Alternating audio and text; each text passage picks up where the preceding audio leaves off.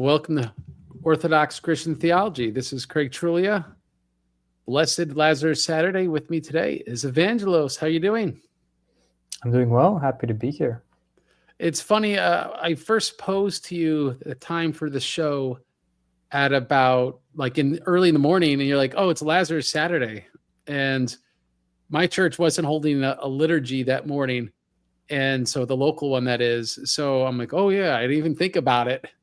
And I had the idea last night, like, well, why don't I just go to the Greek church? They'll have a liturgy today because they got so many more people than the Russians. So, so thank God was able to go to liturgy. Are you having caviar today, being that's an allowance during today? I'll be having fish tomorrow. So you're no caviar today. No caviar today. No caviar. It's funny how some of these fasting rules are based on a time when this stuff was probably kind of cheap and not considered a luxury item, and now like caviar. Oh my gosh! If I were having sushi, I'd have fish eggs, but I don't think I'm gonna have sushi. I don't feel like going out, quite frankly. Just too busy today. And among things I'm gonna keep busy with is the Holy Fire. Yep. It's that time of year again. Just like it seems like Time Magazine has an anti-historical Jesus article every March. It's that time of year again. Some YouTube channel, all different ones. So I don't even want to finger point anyone in particular, but someone's going to have a video critical of Holy Fire. Now, this is an issue I personally haven't spoken about for years now, because one, I didn't look too into it. It's not a liturgically commemorated miracle. In the Sectarian, you will find references to it, but not that it's by necessity, annual today in the 21st century or something. So maybe I had even, I'd say, a degree of, I'm just not thinking that hard about it, quite frankly.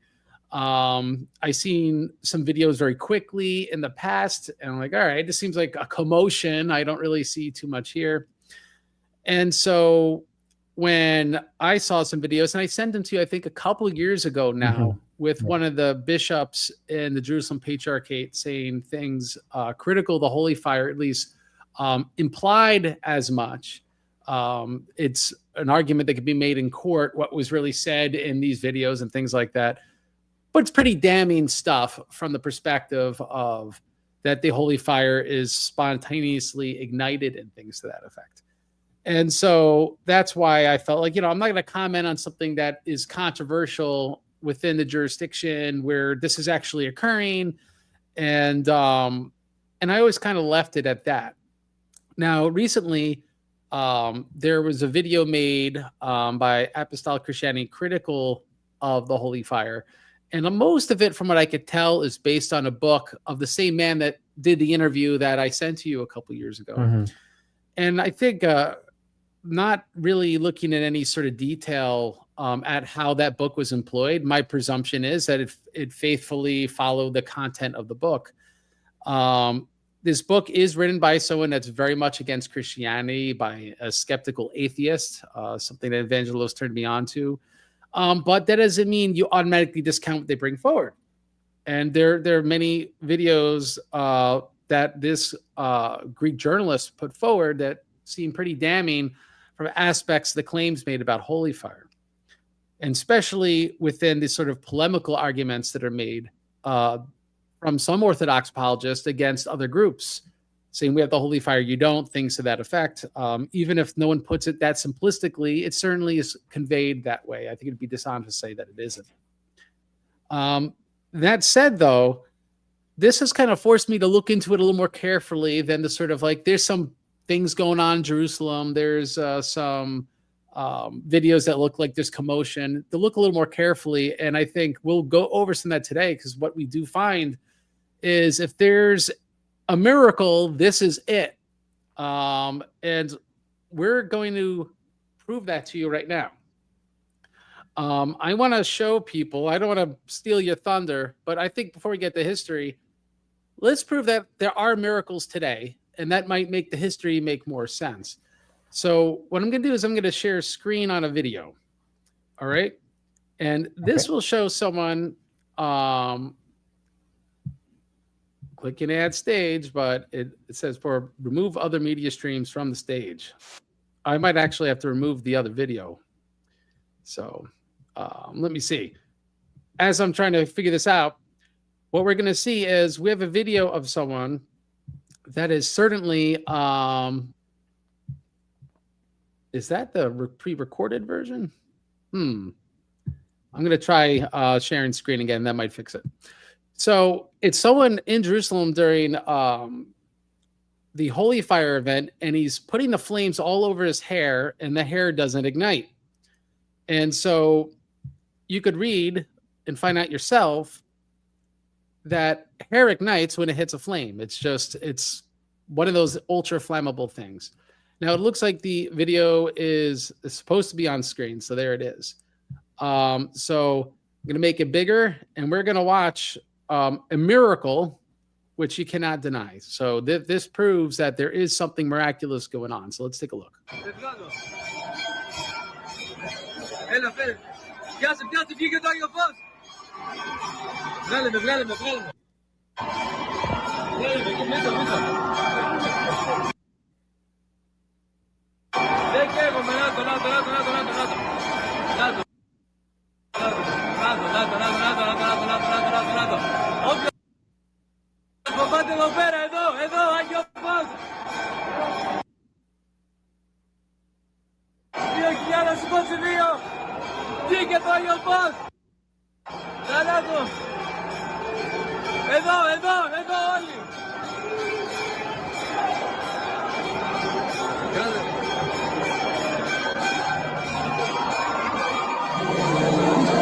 Christos Anesti!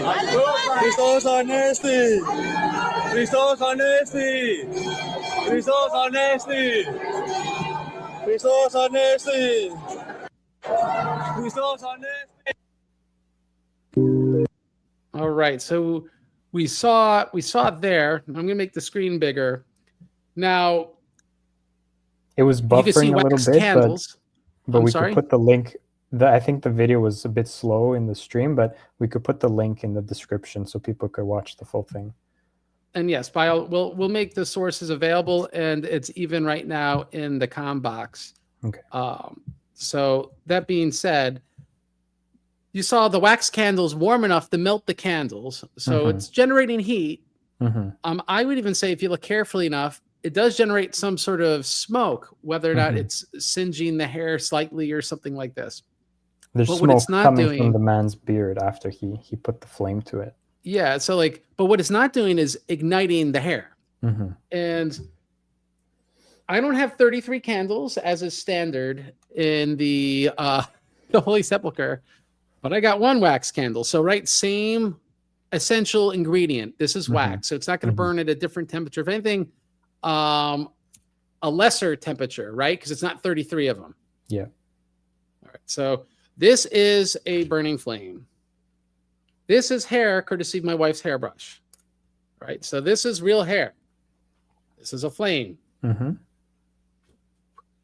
It instantly ignites, and clearly that's not what occurred. And so it smells pretty bad too, I imagine. It does. I just don't want to say it, but you just volunteered it. And it's not because it's my wife's hair. All burning hair smells. Yeah, that's the smell it makes. So people know.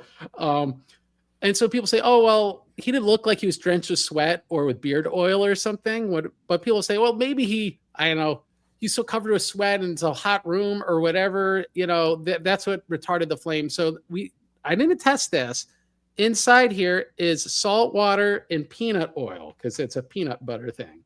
I'm going to take the hair. I'm dipping it in. All right. I'm trying to get close enough. You can even kind of tell it's wet. Can you see that it's wet? Yeah. All right. At least it singes. The part with the dripping water on it doesn't burn, obviously, right? There's the dripping water. But so clearly this is not what's going on in the video. And so it's one of those, I don't know, it's one of those times where you actually do catch something that is supernatural on camera. What I'm not going to do, and you can see the smoke wafting from my candle. What I'm not going to do is tell you I know exactly what it is. I'm just going to tell you it doesn't have a naturalistic explanation, because we just proved that right here without, I don't know, doing research on what sort of flame retardant aerosol sprays, which are invisible and that you can't see, may exist. And I suppose that's something the skeptics could look more heavily into. But that actually brings up the important question of why would, let's say, other Christians, even Protestants, doubt Christ, God working a miracle at the site of his burial? It kind of demands what's the spirit behind us. And on one sense, we got to test the spirit. So if you already have these allegations of there's some hanky-panky nod stuff going on in the Jerusalem Patriarchate, it's worth being critical. But that's why I also critically looked at both sides. How's this hair not ignite? And it reminded me of a story of what a monk told me that he was told by, I'll just say, a very high-up clergyman. I won't say his status, but someone in the Jerusalem Patriarchate, a similar story that occurred decades ago. And it was with an Ethiopian pilgrim that was visiting during Christmas. And she came holding that bundle of 33 candles. And she asked the clergyman, I want the holy fire. And he said, no, that's Pascha. That's not now. You have to come back in a few months. And she started getting agitated. I want the holy fire. And so he actually went and got an Israeli guard. Apparently there's Israeli guards there then. I don't know if they're there today. I'm not an expert on that. So when he comes back to the Israeli guard, he said, I want the holy fire. And before his eyes, all 33 candles ignited. And so what's interesting about this story is it's wrong day, wrong communion. This telling the story from, I'll just say, this very important clergyman to these monks served no purpose in strengthening Eastern Orthodox claims or anything in effect. It's just, this is a crazy thing that happened to me when I was there. And so from the normie Oriental Orthodox, they accept these miracle claims as well because they are part of a lot of these miracles. And they're present at the celebrations every Easter on Holy Saturday. The Copts and the Armenians are in the same church with the patriarch. Yeah, they're present, and in the story I just related, person is actually the one holding the candles where the miracle occurs. And so, unlike what a lot of people may think, if you read the commemorations of icons and things that affect, we do accept miracles exist outside the church. There's miracle working icons among the Uniates that then they continued working miracles when those churches became Orthodox and things that affect. And so it's not for us to judge why God works this miracle, but clearly they do exist outside the church. And so I want to bring this up for the history because the point of this history isn't as a rebuttal to the video and apostolic Christianity, other than maybe an aspects of the history that's incorrect. Then, of course, we're correcting the record with anything historical like that. It's not meant as a rebuttal, but it's not even a defense of what may or may not be happening in Jerusalem Patriarchate today, because I think those videos are pretty damning personally. I think there needs to be more investigation there, and it needs to be of a critical eye. I think the evidence brought forward demands a critical and a response that takes it seriously.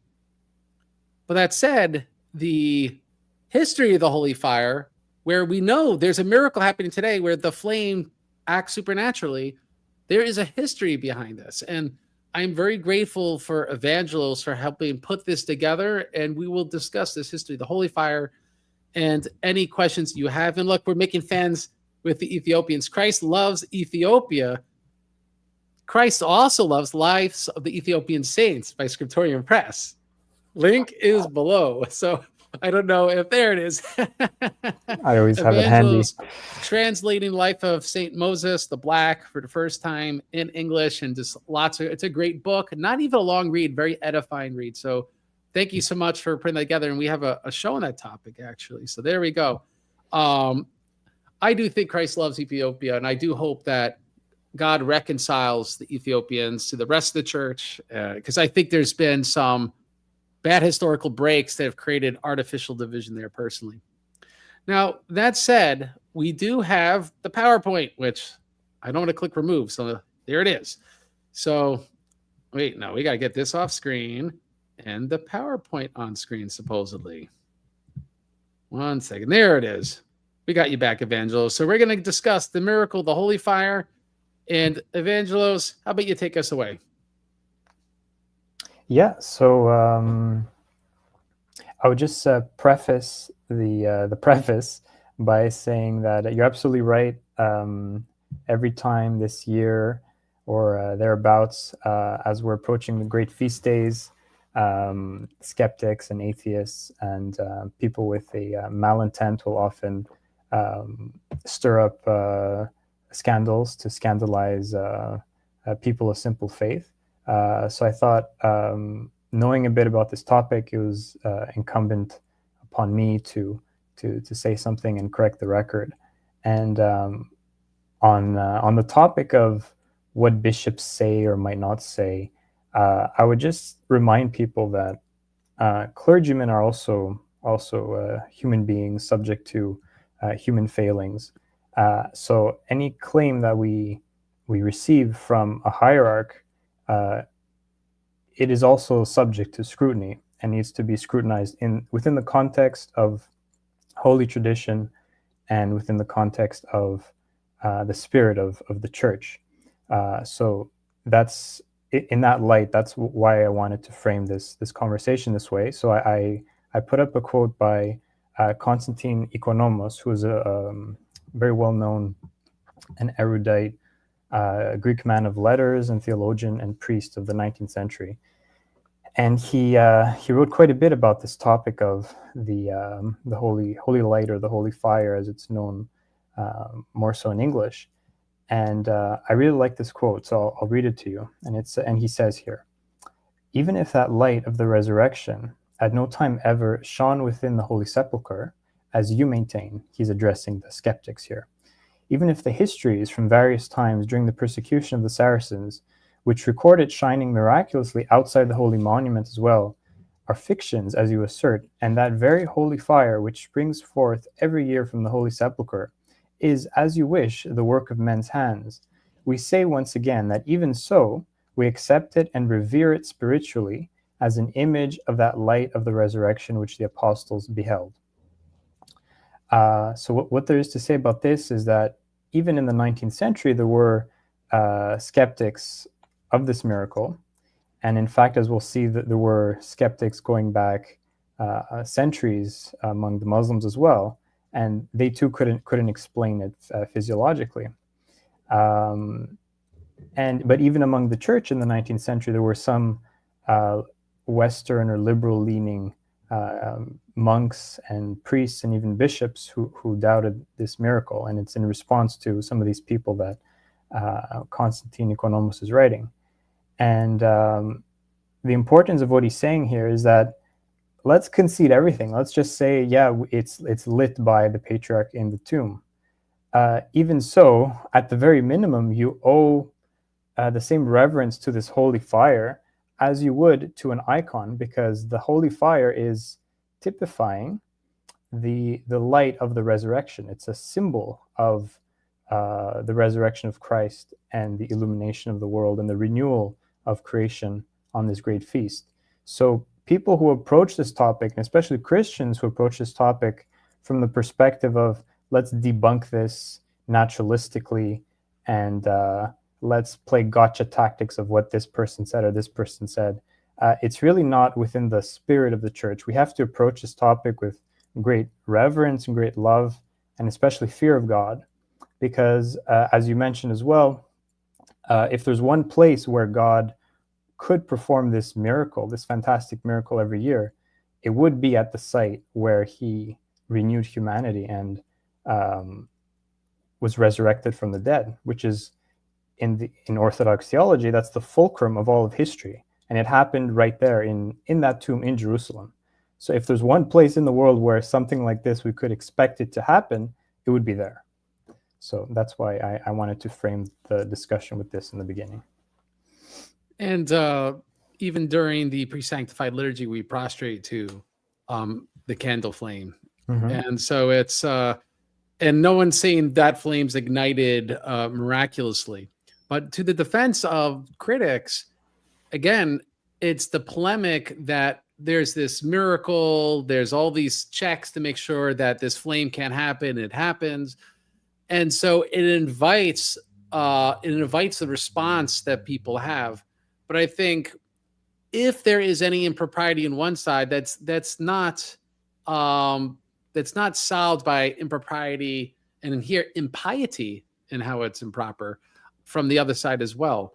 As you point out, this is something that we still have to be mindful of the miraculous and what it represents, even if there's aspects throughout history and even in the present that are less than ideal, because there's been sinful people since biblical times. That's not any different today.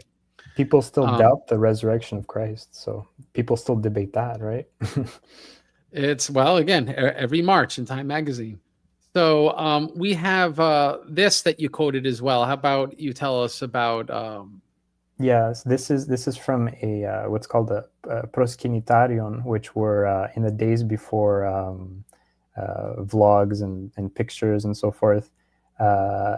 People who visited the Holy Land would often write descriptions and spread these or publish these with illustrations of the various holy sites there for the benefit of people in their home countries who did not have the chance to go, so they would be edified and learn a bit about the holy places and the churches in Jerusalem and the broader Palestine. The proskinitaria that I'm familiar with from this period, this is from 1758, the ones that I found don't explicitly address the miracle of the holy fire or rather skeptics to it, but there was one prominent one here that was published in the West, but in modern Greek, and it had this interesting comment here where it says that though there be some who, carried away by irreverence, doubt this miracle, they have failed to consider the following: that if the tombs and relics of many saints produce infinite miracles by divine power, how much rather ought the all-holy sepulchre, where the body of the God-man Jesus Christ lay for 3 days and 3 nights, be able to perform miracles to convince unbelievers? Yet although such men are not called heretics only for this, as they do not blaspheme the consubstantiality of the Holy Trinity, they will by all means be judged for being irreverent and disdainful of the holy and venerable sites. For by saying this, it is as if they wish to show that God's omnipotence is powerless.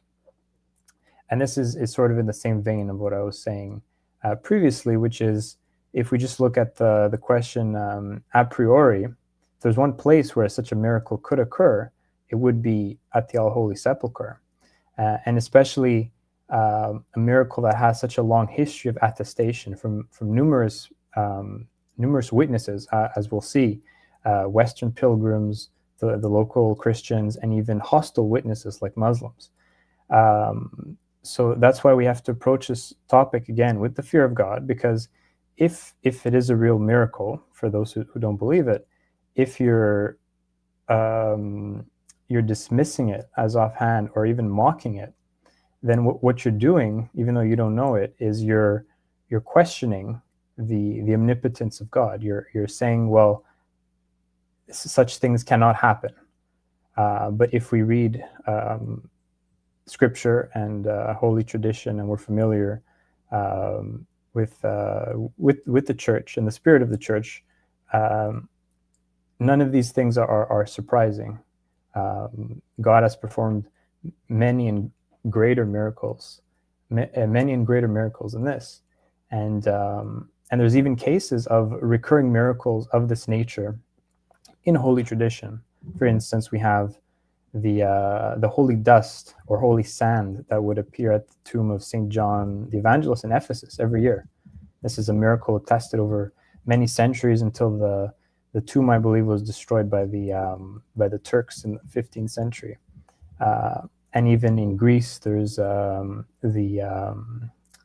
site of the martyrdom of Saint Marcella on the island of Chios, where there are many witnesses who to this day they witness the water near the rock where she was martyred by the sea boil when the priest performs her commemoration every year.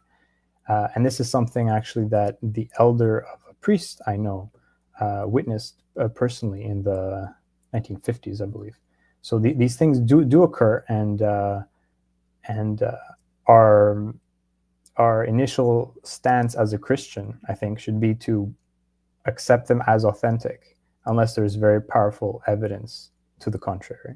Now, before we jump into the nitty-gritty of history, having given that that preface, let me ask about just generally the fruits. Like, we're supposed to test the spirits, and the fruits of this. I mean, there is a carnival-like atmosphere. I've seen videos where people are waving Greek flags. I mean, you're Greek, so you might think, oh, there's nothing wrong with that. But they're waving Greek flags and they're hooting and hollering. And in the same Those video, are the Palestinians usually. With Greek flag, well, they come Greek with flags. drums. It's part of their tradition every Holy Saturday. Yeah. And well, like then you can have the opportunity to respond or correct. In the same video with the man with the candles, if the link is in the chat box there, if it was too slow to see, some people dress improperly, women not covering their heads, and there's just an overall carnival-like atmosphere. So what are the fruits of this?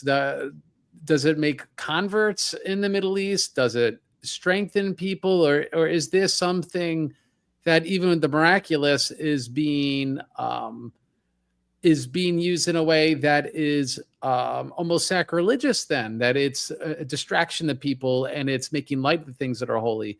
What perspective could you give people on that question? Well, I think it's similar to, you could say, anything in the church that you receive improperly. People who have prepared themselves spiritually to take communion, for instance, they're going to be benefited greatly by the communion. But if you're approaching the sacrament irreverently and you don't even believe in it and you're just there because it's a tradition, or you're just there with your family, then obviously you're not going to derive the same spiritual benefit. So I think the same applies to things like the Holy Fire. If you have the eyes of your heart and the eyes of your soul blinded, even if the dead rise before you, as Christ says, you won't believe. So in the example you provided earlier with the Ethiopian woman, she obviously was there with pious intent, and that's why the miracle happened. So perhaps this atheist journalist who's doing this reporting, if he went there, maybe he would see a miracle that would shake his belief, or maybe his heart is so hardened that even if he did see it, it wouldn't change anything, or he wouldn't even perceive it. So these things are mysterious. But how about the larger spiritual fruits, like among the Palestinians banging drums and waving Greek flags and things of this effect? I think Christianity is not growing in there. You would think a miracle like this would convert people to the Christian faith. Well, many do. It's and even historically, the Muslims have acknowledged this miracle, and many have converted. But in general, as you might know, Islam up until very recently Islamic countries had very strict laws about apostasy. And you could even see this in like modern day countries like Pakistan, where people who convert to Christianity are legitimate targets to be executed. So I suppose that's a reason that well, for many centuries, that why Christianity has been in dire straits in the Middle East.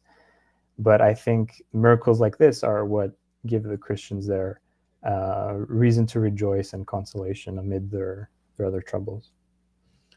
All right. And I think what we'll find is a lot of the history of the miracle actually pertains to precisely that. So let's start at the very beginning, the original miracle at the sepulcher. So we have now on the first day of the week, Mary Magdalene came to the tomb early while it was still dark and saw that the stone had been taken away from the tomb. Then Simon Peter came, following John, and went into the tomb. He saw the linen cloths lying there, and the face cloth, which had been on Jesus' head, not lying with the linen cloths, but folded up in a place by itself. And so, why did you start with this particular verse in Gospel? Because if you read a little bit in between the lines, it's very interesting, because what's being said is that when Mary Magdalene first went to the tomb, it was still dark, and yet she rushed back and told the other apostles, and then Peter, running with John, entered the sepulcher, or the tomb, the cave, and yet he was able to discern the outlines of its contents. So if you imagine, if it's already dark outside before sunrise, and not only that, but you're entering into a cave which has no natural source of illumination, is really just closed off, how was Peter able to see? And so it's a interesting question that's also it's made its way into the church fathers, and even into the hymnography of the church, as we'll see on the next slide. All right, so we'll keep it moving, and we'll get there. St. Gregory of Nyssa speaks about it. And when he saw the shroud and the cloth, Peter believed, for the tomb was filled with light, even while it was still night.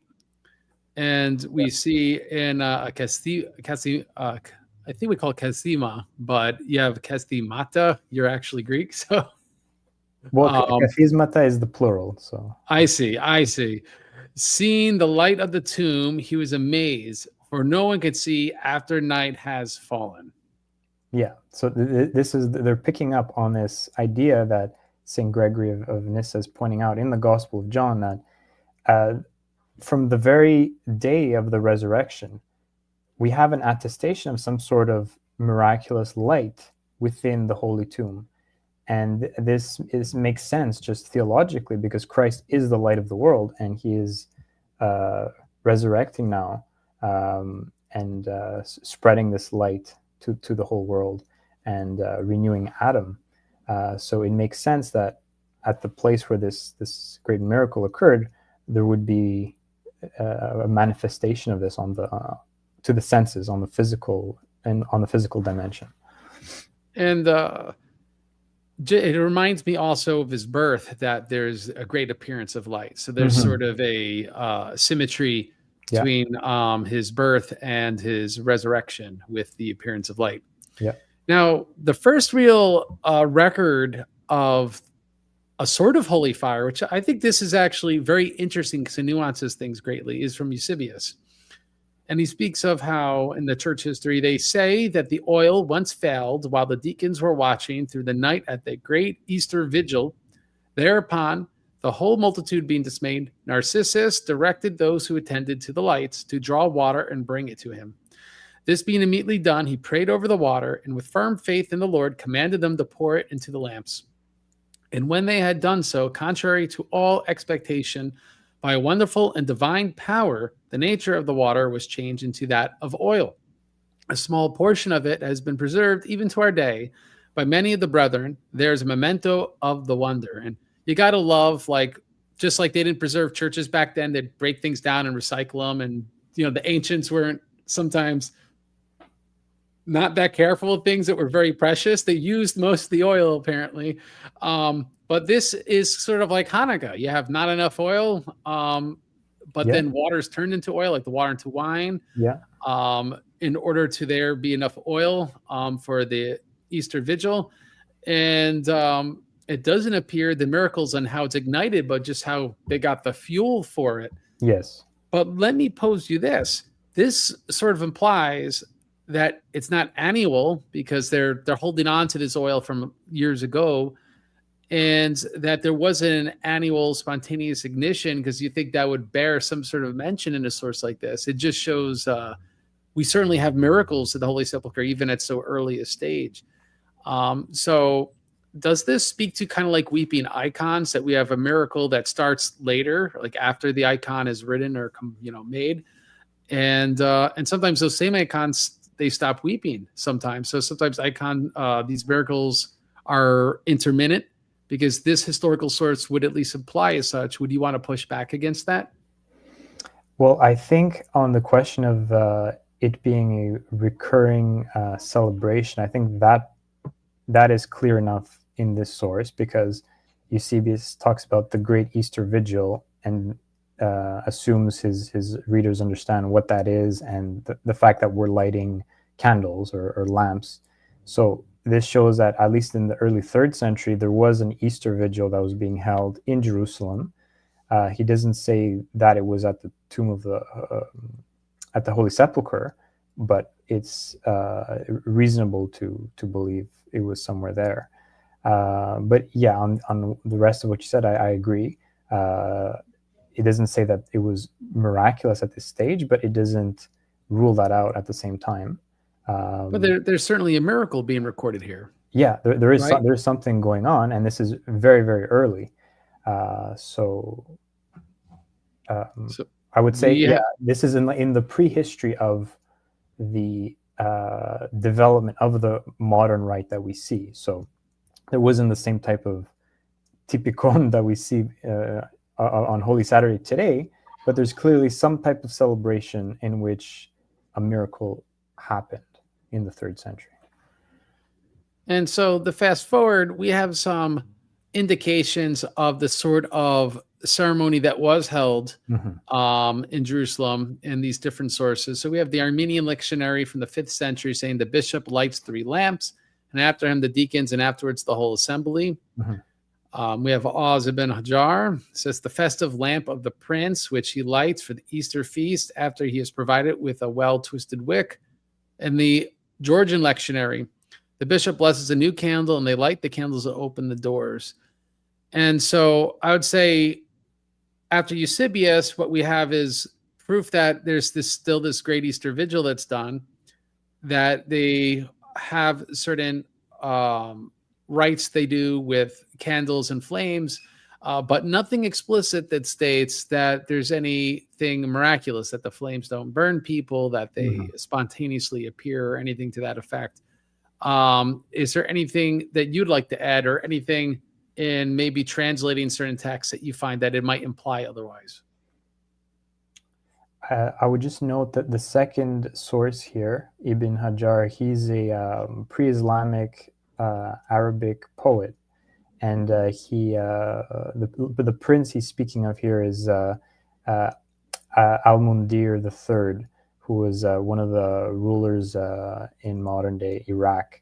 So it's unclear if he's talking about a ceremony that was taking place in the king's local court or in Jerusalem itself, but either way, it shows that this idea of lighting a lamp for Easter was a tradition across the region.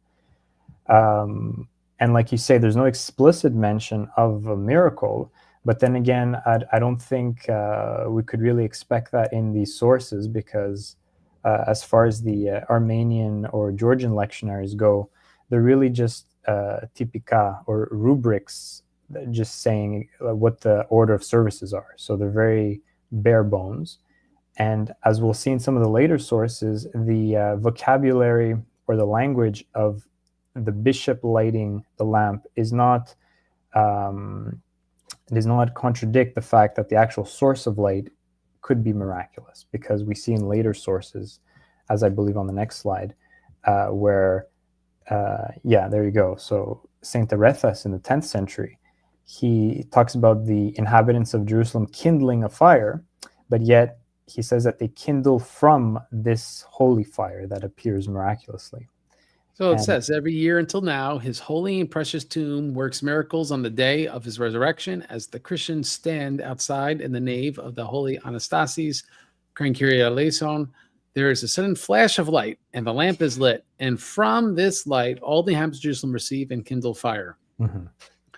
All right, so we have that, where it seems that people are similarly all lighting from a earlier flame, but here that flame is said to be miraculous, and its origin is certainly implied to be miraculous, sudden flash of light.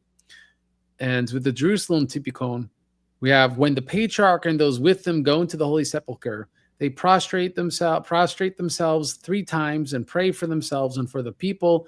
And the patriarch will kindle from the holy light and give it to the archdeacon and archdeacon to the people. So the flame is again identified from being this appears to be miraculous light or a holy light, because we already see it has to do this flashes and stuff from the earlier saint. Is there anything else you'd like to add? Because again, you're translating this.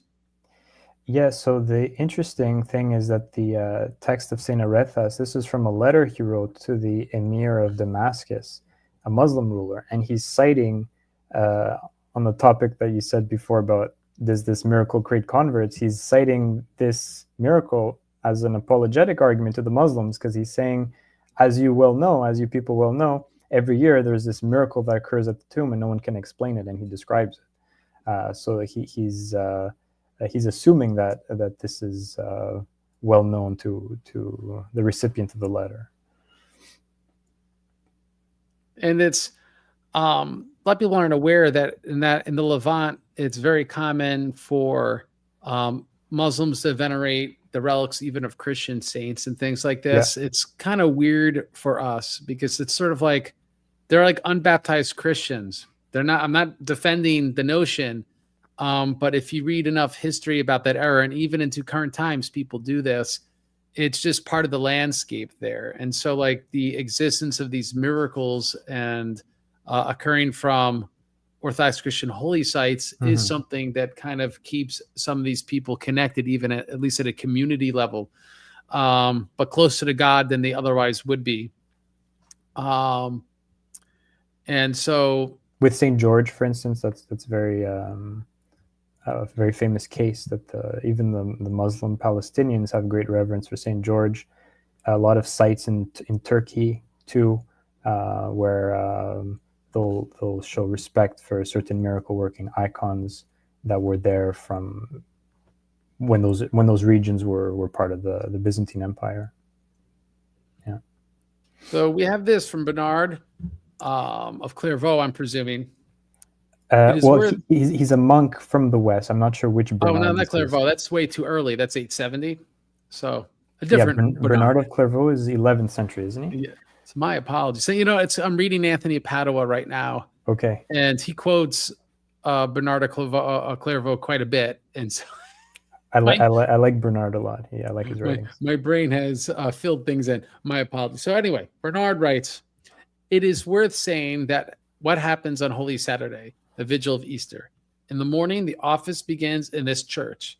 Then, when it is over, they go and sing Kyrie eleison till an angel comes, and a light is kindled in the lamps which hang above the sepulchre. The patriarch passes some of its light to the bishops and the rest of the people, and each one has light where he is standing. Is there anything else that you embolden the angel comes? Is there something of particular relevance to the tradition where he's ascribing it to an angel? Well, this is very interesting because this is our earliest source that really describes the vigil of Easter on Holy Saturday, and coincidentally, it's also the first source that says explicitly that the miracle is miraculous, because Bernard says that an angel lights the lamp, and this it matches or it corroborates what Saint Aretha says a century later, which is that there's a flash of light and then a lamp is lit. So from what we could gather at this stage of the ceremony or the rite, we might imagine that the actual Holy Sepulchre, the architecture was a bit different, and that the lamps that were lit, the actual lighting didn't occur within the tomb, within the cave, but outside on some lamps that were suspended. And all the pilgrims would basically see how the fire would come down and be lit suddenly with a flash of light. Now, is this an ancient, unidentified aerial phenomena? It could be. Depends. If the History Channel was investigating this, I'm sure that's what they would conclude. There we go. So let me I want to make sure I didn't skip ahead here.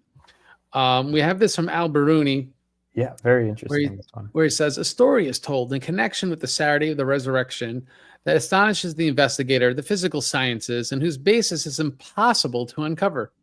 If it were not for the agreement on the phenomenon of persons with differing views who report that it is based on eyewitness testimony and has been perpetuated by excellent scholars and other people in their books, one would give it no credence.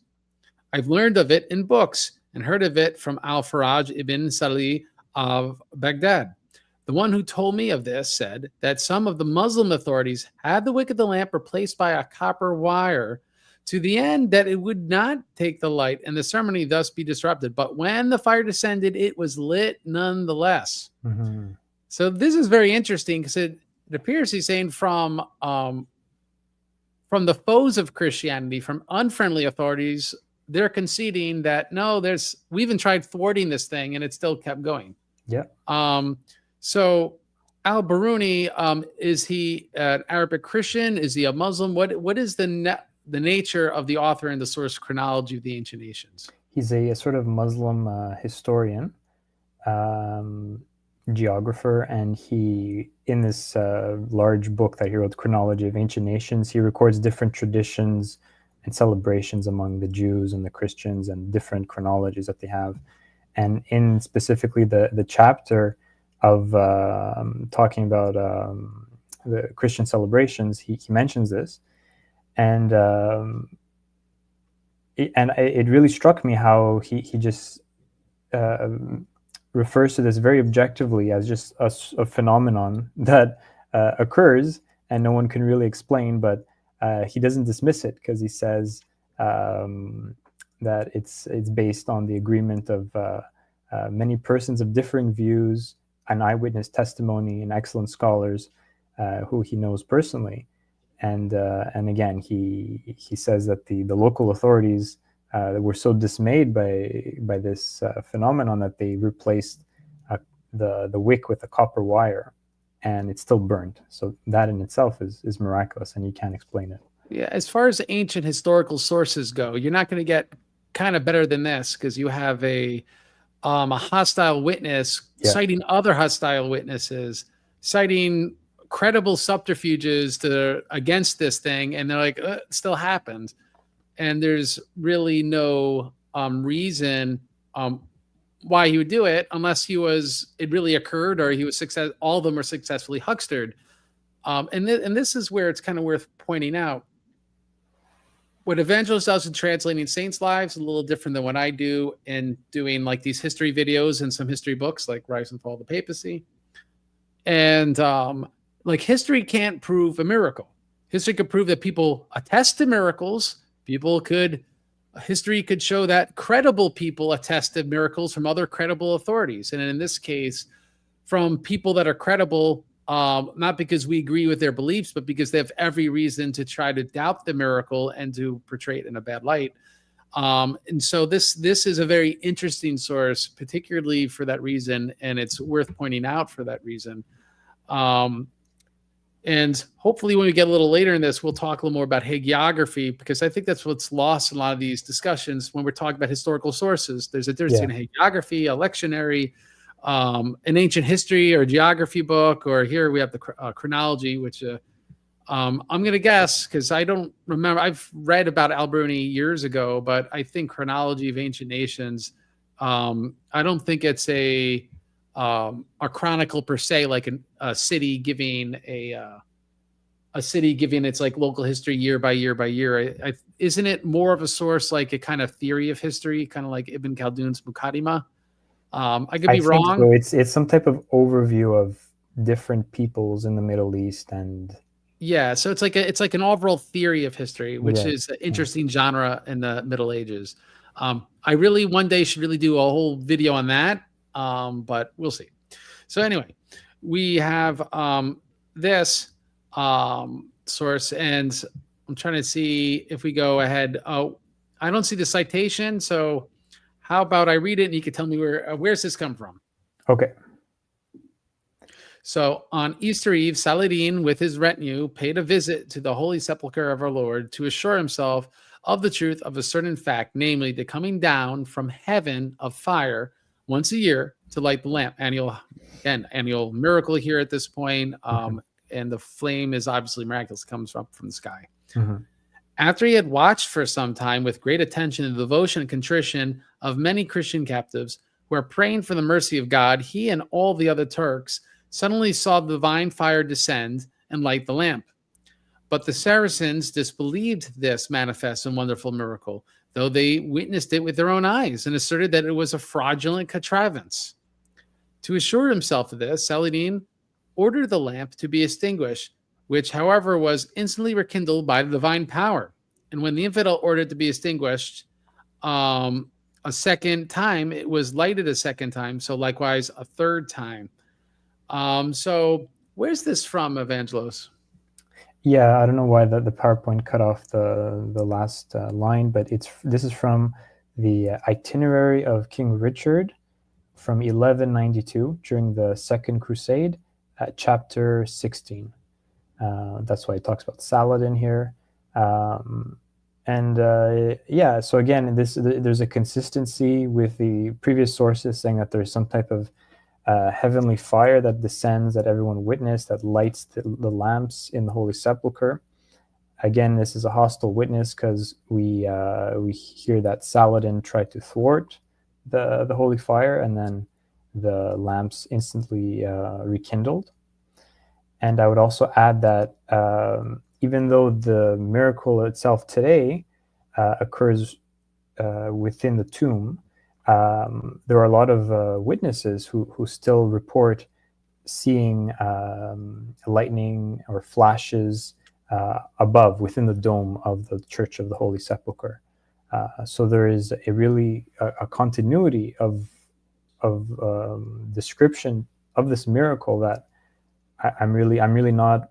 I don't know of any other source where you have such a thing, where there's a miracle that's attested in the 9th century, and then you have basically the same thing being witnessed to today.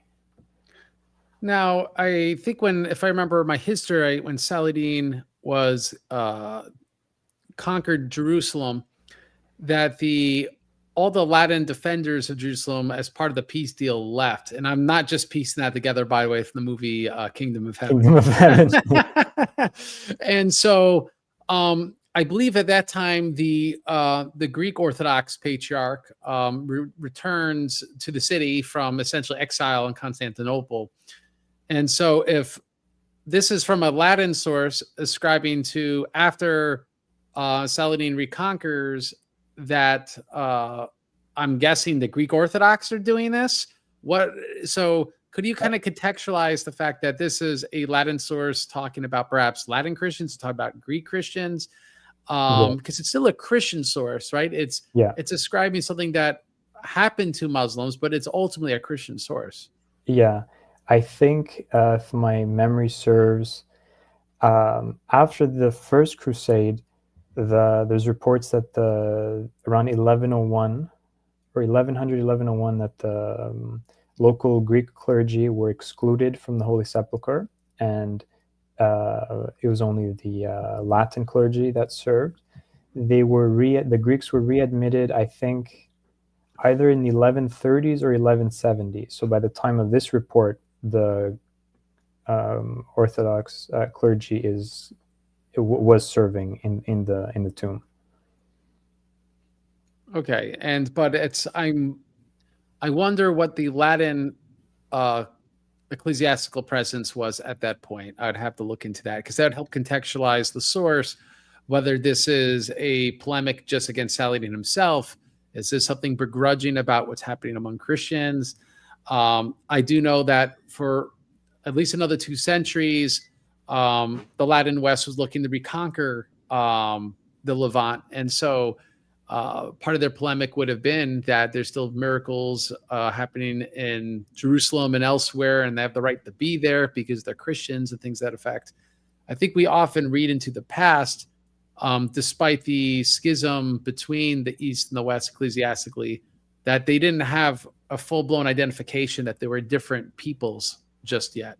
I even think, this is maybe too much of an aside, But you get into the 14th century, there's, faithful Orthodox Christians reading Thomas Aquinas and things, and it's simply because, well, they're Christians and this is the best thing they just came out with. I want to read it. That sounds interesting. It wasn't like automatically, oh, Thomism's the reason why atheism exists and the Enlightenment occurred, because none of that happened yet, right? So like they're not thinking in those terms.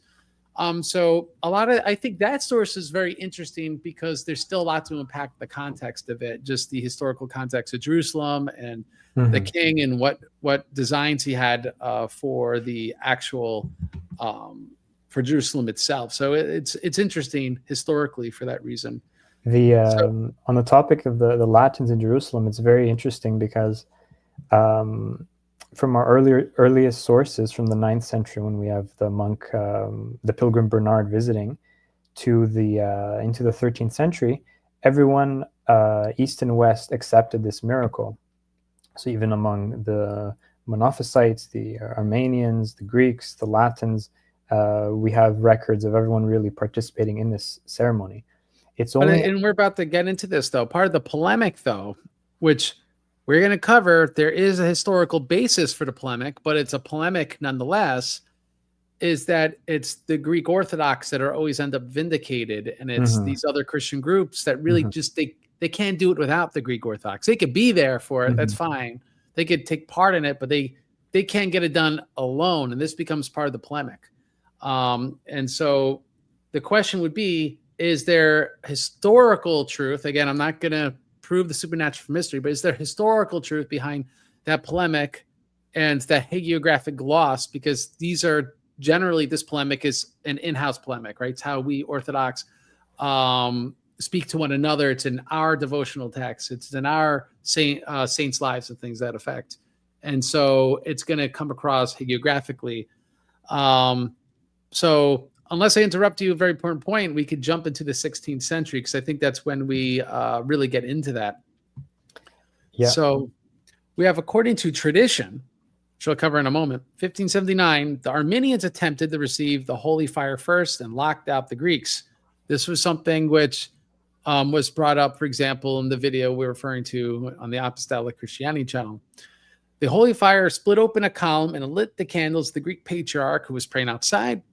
Upon witnessing the miracle, a Turk converted to Christianity and was martyred, and a plaque inscribed in Arabic commemorated the miracle. So now, this is the tradition.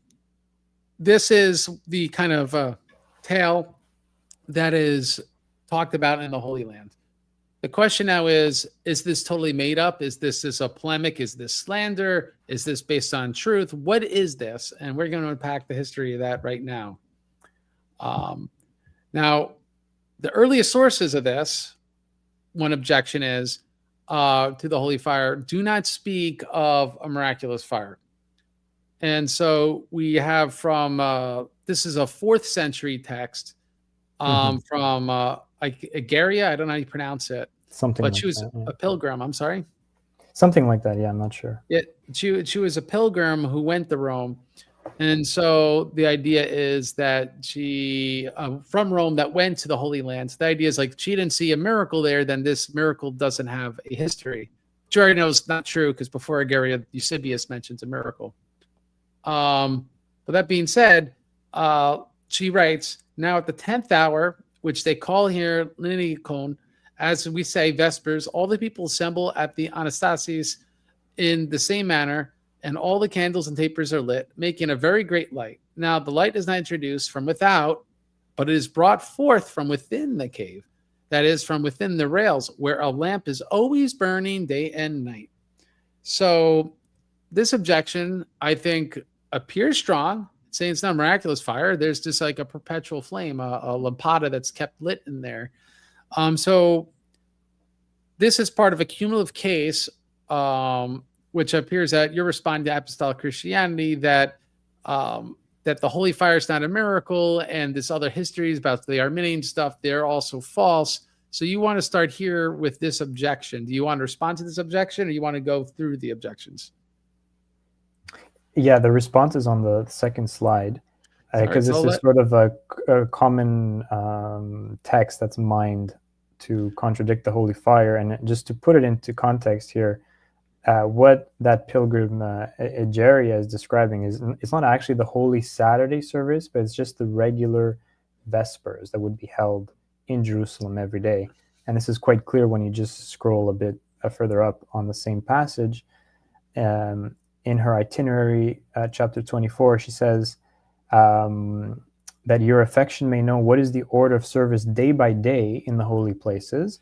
I must inform you, for I know that you would willingly have this knowledge. Every day before cockcrow, all the doors of the anastasis are open, and then she goes on to describe the matins, hours, and vespers, and so forth. So people who cite that that passage that we showed earlier to disprove the miraculous nature of the holy fire, it doesn't actually prove anything, because she's just describing the regular Vesper services, not the specific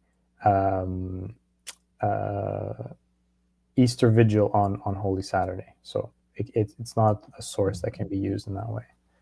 But could it be used in such a way that the actual flame in there is always lit? So we know in every other day of the year is always lit.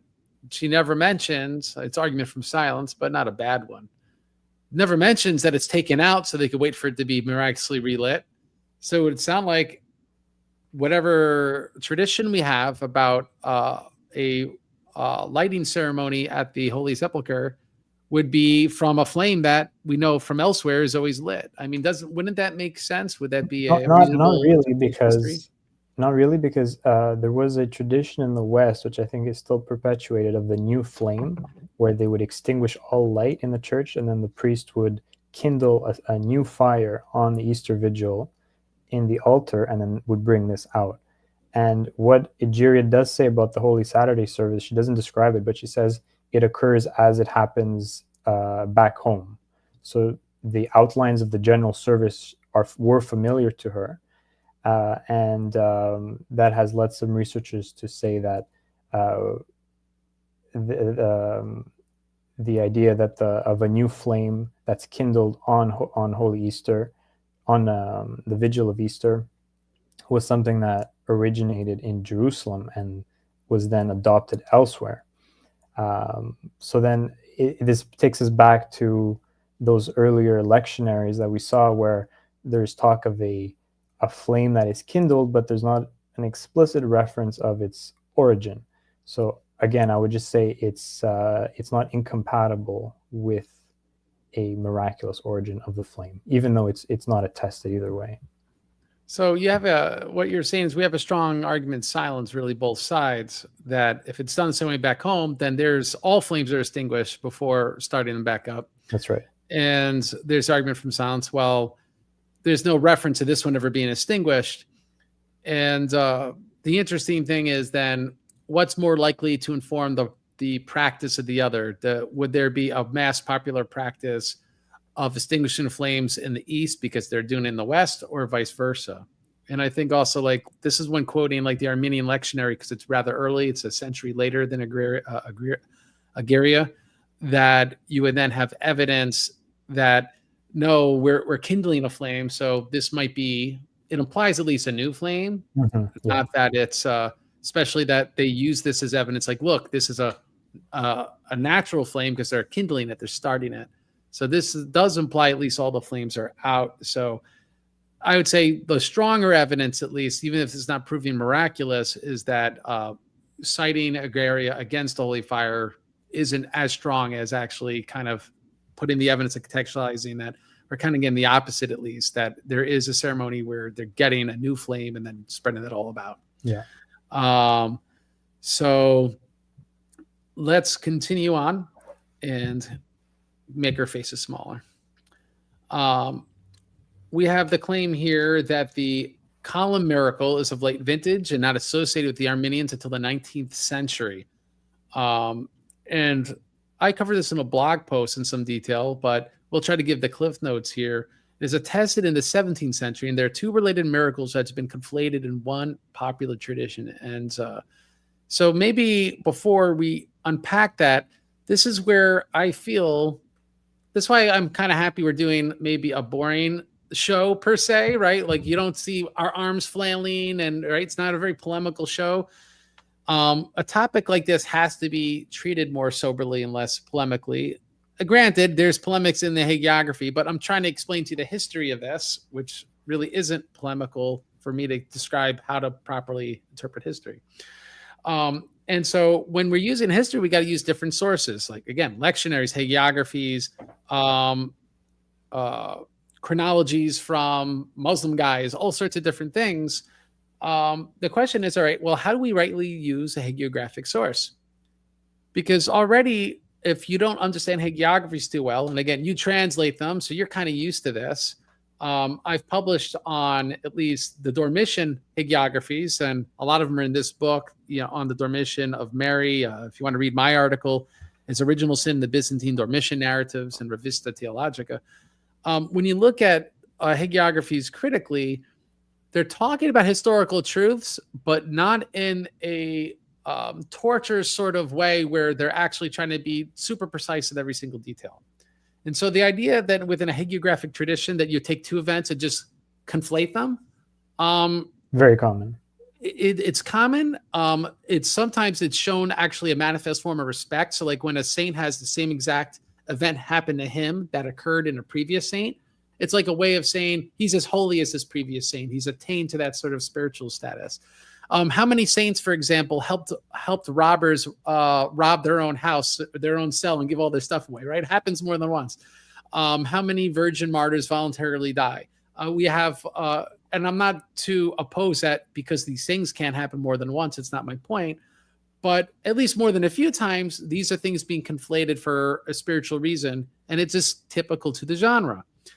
And so someone who's used to reading a lot of hagiography knows how to use this responsibly, and also knows how not to overreact when you see certain details like that and go, oh, this is crazy.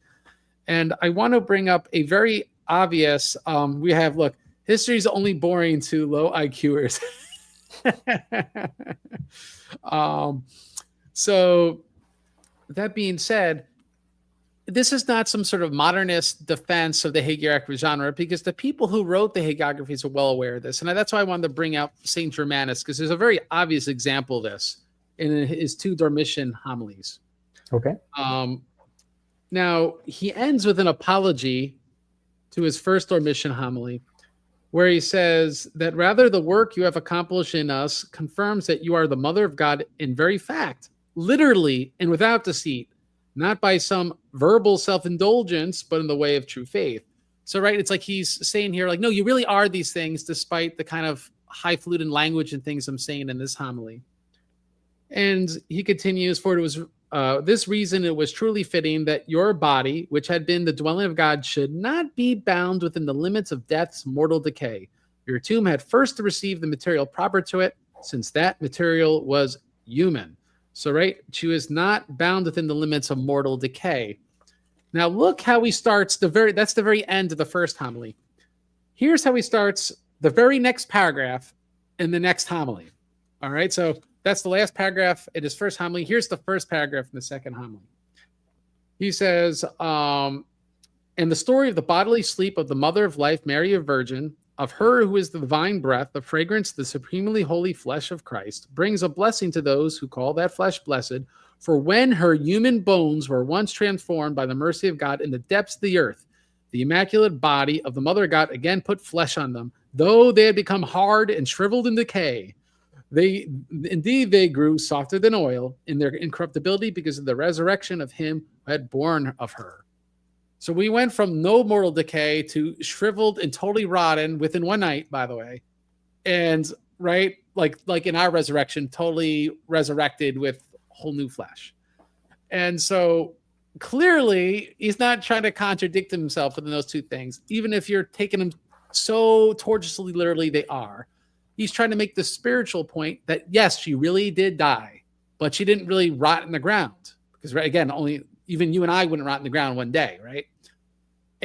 But to portray that, no, I'm like, the Lord, right, where the Lord didn't have any corruption whatsoever for his dead body, that her body started undergoing the natural process within, a few hours, because he has a 1 day chronology, by the way. A lot of hagiography has Mary was dead for 3 days. The hagiographies don't have an exact amount of days. I like 3 days. It's like the resurrection in that way. But that being said, the Dormition's just 1 day, so maybe even our liturgical calendar favors 1 day. That she is then assumed, right, and undergoes a sort of bodily resurrection in the sense that we would, right, like if Christ comes back 3 hours after we die, we're only going to get the beginnings of the decay. So he exaggerates it, right, shriveled and all this stuff and softer than oil.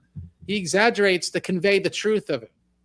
So, right, sometimes the exaggeration, which is false, actually portrays more theological truth. And the hagiographies, unlike literal histories, are very comfortable with playing with facts that way, right? And so I really wanted to get into that context because you're going to misunderstand the actual historicity of this 1579 claim if you look at it the same way you'd look at current events. But if you look at it within the lens of hagiography, it's actually being very, I would say, it's authentic's not the right word, but it's actually using the details in a way that's very responsible, given the point that it's trying to make and with the details that are actually true. And so let's now jump into those, unless you're like Elihu and you just got to say something about Mary right now. I love those Dormition homilies. There's so much to say. But yeah, it's an intense passage. Interesting. I didn't know that.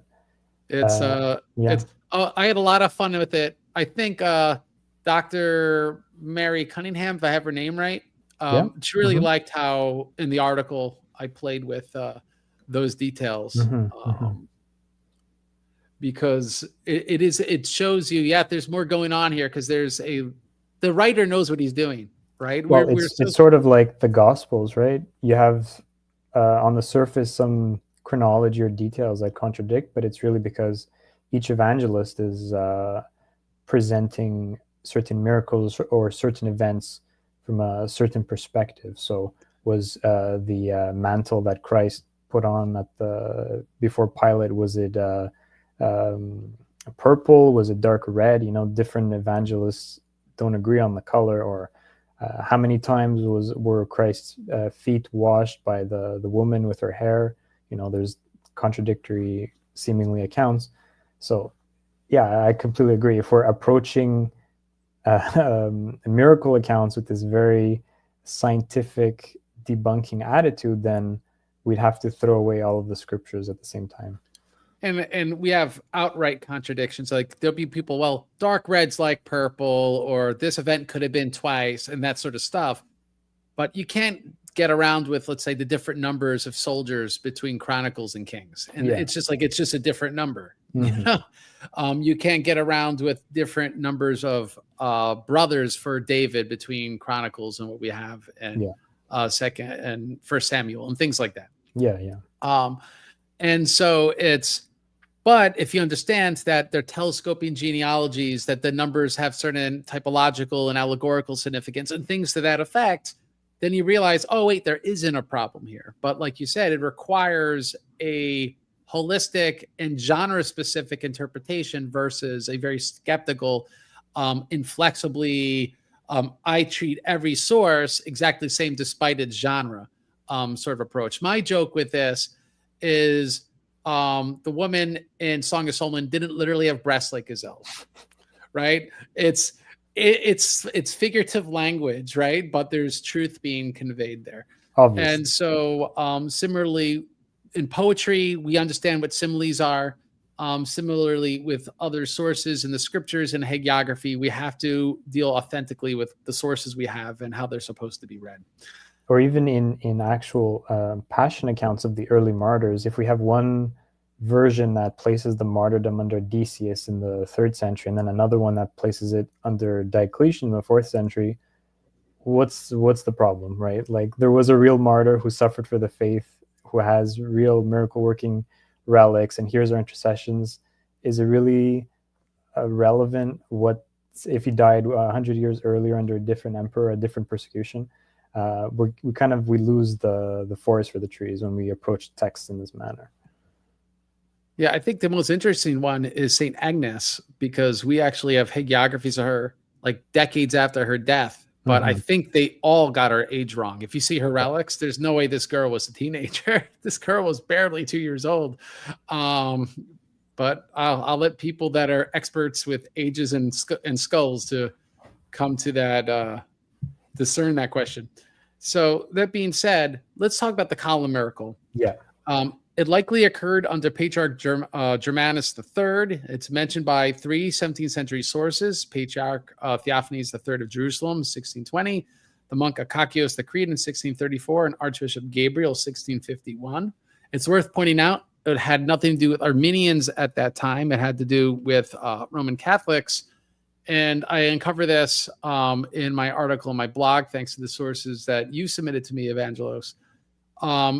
That there's some, like, the miracle isn't even necessarily how the fire started, because there was a Latin ecclesiastic that's actually there where the fire started. It was where the fire went. And so we have these interesting things, just like I started the show, the Ethiopian lady with 33 candles and they instantly ignite. We're not excluding that other people are part of these miracles and miracles occur to them. And so when people polemically say stuff excessively like miracles only occur among the Eastern Orthodox, it's just not true. It's not true in Orthodox sources. And it's something, I guess, the internet, people focus on one thing and not holistically at everything. So the column miracle has early attestation, but the earliest is about maybe 40, 50 years after the event. So by historical standards, that's pretty good. But let's be honest, like 40 years ago, Chrysler made K cars and stuff like that, right? So memories and details, things could happen between now and then. It's within one lifetime, though. It's within one generation. So there could have been someone who witnessed it, who passed it on, and it was recorded. So my point is, from historically, it's, it's credible that the people were talking of something relatively recent to their time. Yeah. And it's just, again, but does that prove exactly what they said occurred? No, it just proves we have early sources that attest to something occurred during this time. The dispute with the Armenians is actually more compelling because it's recorded the year it happened. Yeah. And so, compared to it being, this is of late vintage, hundreds of years later, it's actually recorded the year it happened, which means something happened and it was recorded that year. And so it occurred in 1634. It's attested both by Codex Sinaiticus Arabicus 305 by Patriarch Theophanes of Jerusalem a few months after it occurred. It's independently corroborated by an Armenian source. And again, I'm forgetting, so forgive me. Codex Sinaiticus Arabicus is that is the Eastern Christian source, right? If I remember right. Yes, that's right. And Patriarch Theophanes of Jerusalem is a different source. But the point is, there's a lot of sources on this which shows something happened in the year, but it's different than 1579. So even my own commenters, which kind of annoys me, that they'll say something like, I had my blog post and someone is trying to write something in support, but then they're citing the wrong year. They're 1579, this happened against the Armenians. Like, you didn't read the blog, because the blog said it did not happen in 1579. An event in 1579 was conflated with an event in 1634. Yeah, so just to stress that point, maybe we could go back a few slides so people could see the picture of the column again, because we're talking about a lot of sources here, so it might get confusing. So what we're saying is that there is this story, there is this column that's split outside the Holy Sepulchre Church. And the story, and it's hard for rocks to split like that. Yes, and it's a very weird split. As you can see, the marble itself looks charred, and it's the only column in that series that's split. So it doesn't seem that it was some type of earthquake, because it didn't affect the rest of the structure. So the claim is that this split occurred sometime in the 16th century, and it was because the Armenians locked out the Greek Orthodox Patriarch from the service of the Holy Fire on Saturday, Holy Saturday. And yet the Holy Fire itself broke out and split this column and lit the candles of the Greeks who were standing outside. So the claim, the objection is that, well, the early sources don't mention the Armenians, and this isn't attested until much later.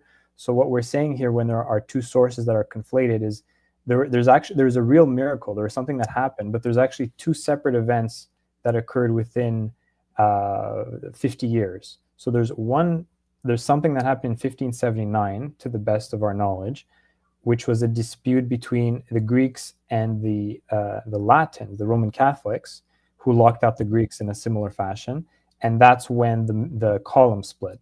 But there's also a later miracle in 1634, which occurred under the Patriarchate of Theophanes III of Jerusalem, during which the Armenians locked out the Greeks, and there was a similar miraculous manifestation of the holy fire outside. Although in this case, there wasn't a column that split. So in later popular retellings, what happened is that these kind of two events were blended together. But as you said before, this is something that happens in hagiography, and it's to be expected, and it doesn't mean that the underlying event is never occurred. Because essentially the idea is there was a sectarian dispute, right? That's right. Yeah. And a miracle solved the sectarian dispute. And that broken column thing's really cool. Mm-hmm. And they both happened real long ago around this time. And so once you get enough time removed, it's like, it's the same thing. And so it's not, that's typical in hagiography, because it's a way of saying, look how incredible this is. Or, you know what, it's getting a little too much like the slice and dice. We already have ones where during the Crusades, Roman Catholics couldn't do it. So we're just going to conflate this all into the Armenians. Yeah. But it's annoying to someone not used to hagiography. And my apologies. You know, I'm not trying to say like defend everything that someone's ever polemically said against Armenians, but just have to be understanding this is how they talk and write these hagiographies, and it's just very common that way. And as we're showing, within the same year of the event, the Armenians, we have record of it. So it's something occurred. Yeah. And you know, so let's unpack some of this. And we have here something recorded in 1651 on the event.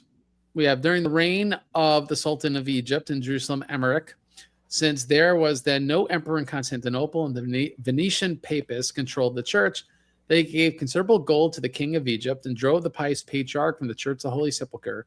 On Great Saturday, they attempted to ignite candles in the Holy Tomb of Christ, but they, the unfortunate ones, were unable to do so. Again, which is kind of interesting because the 1620 version actually permits that they did, but be that as it may. At the same time as the patriarch was outside the doors of the church with the Orthodox populace at the steps of the throne of the Holy Empress Helena, just so people know exactly where, suddenly like lightning, fire came out of the pillar and fell upon the patriarch of Jerusalem, whose name was Dorotheus. The Turks, when they saw the miracle, straight away tossed the papists out of the church and led the pious patriarch in. Then the Turks drove multitude of nails into the stones before the doors so that those who did not believe might see them. 2 Mohammedans believed in Christ and openly preached piety and spoke the delusion of the Mohammedans. For this, they were deemed worthy of martyrs' crowns. So let me ask you this. Why did he pick this source, let's say, and want to talk about the detail here compared to, let's say, the 1620 source? Because this source has all the elements that you find in the later retelling. So it has the fact that the patriarch was standing outside. It has that phrase, by the steps of the throne of Holy Empress Helena. It has the splitting of the column. And then it has what happened afterwards, which was the nails that were driven into the marble to commemorate the miracle, and the conversion of the 2 Muslims.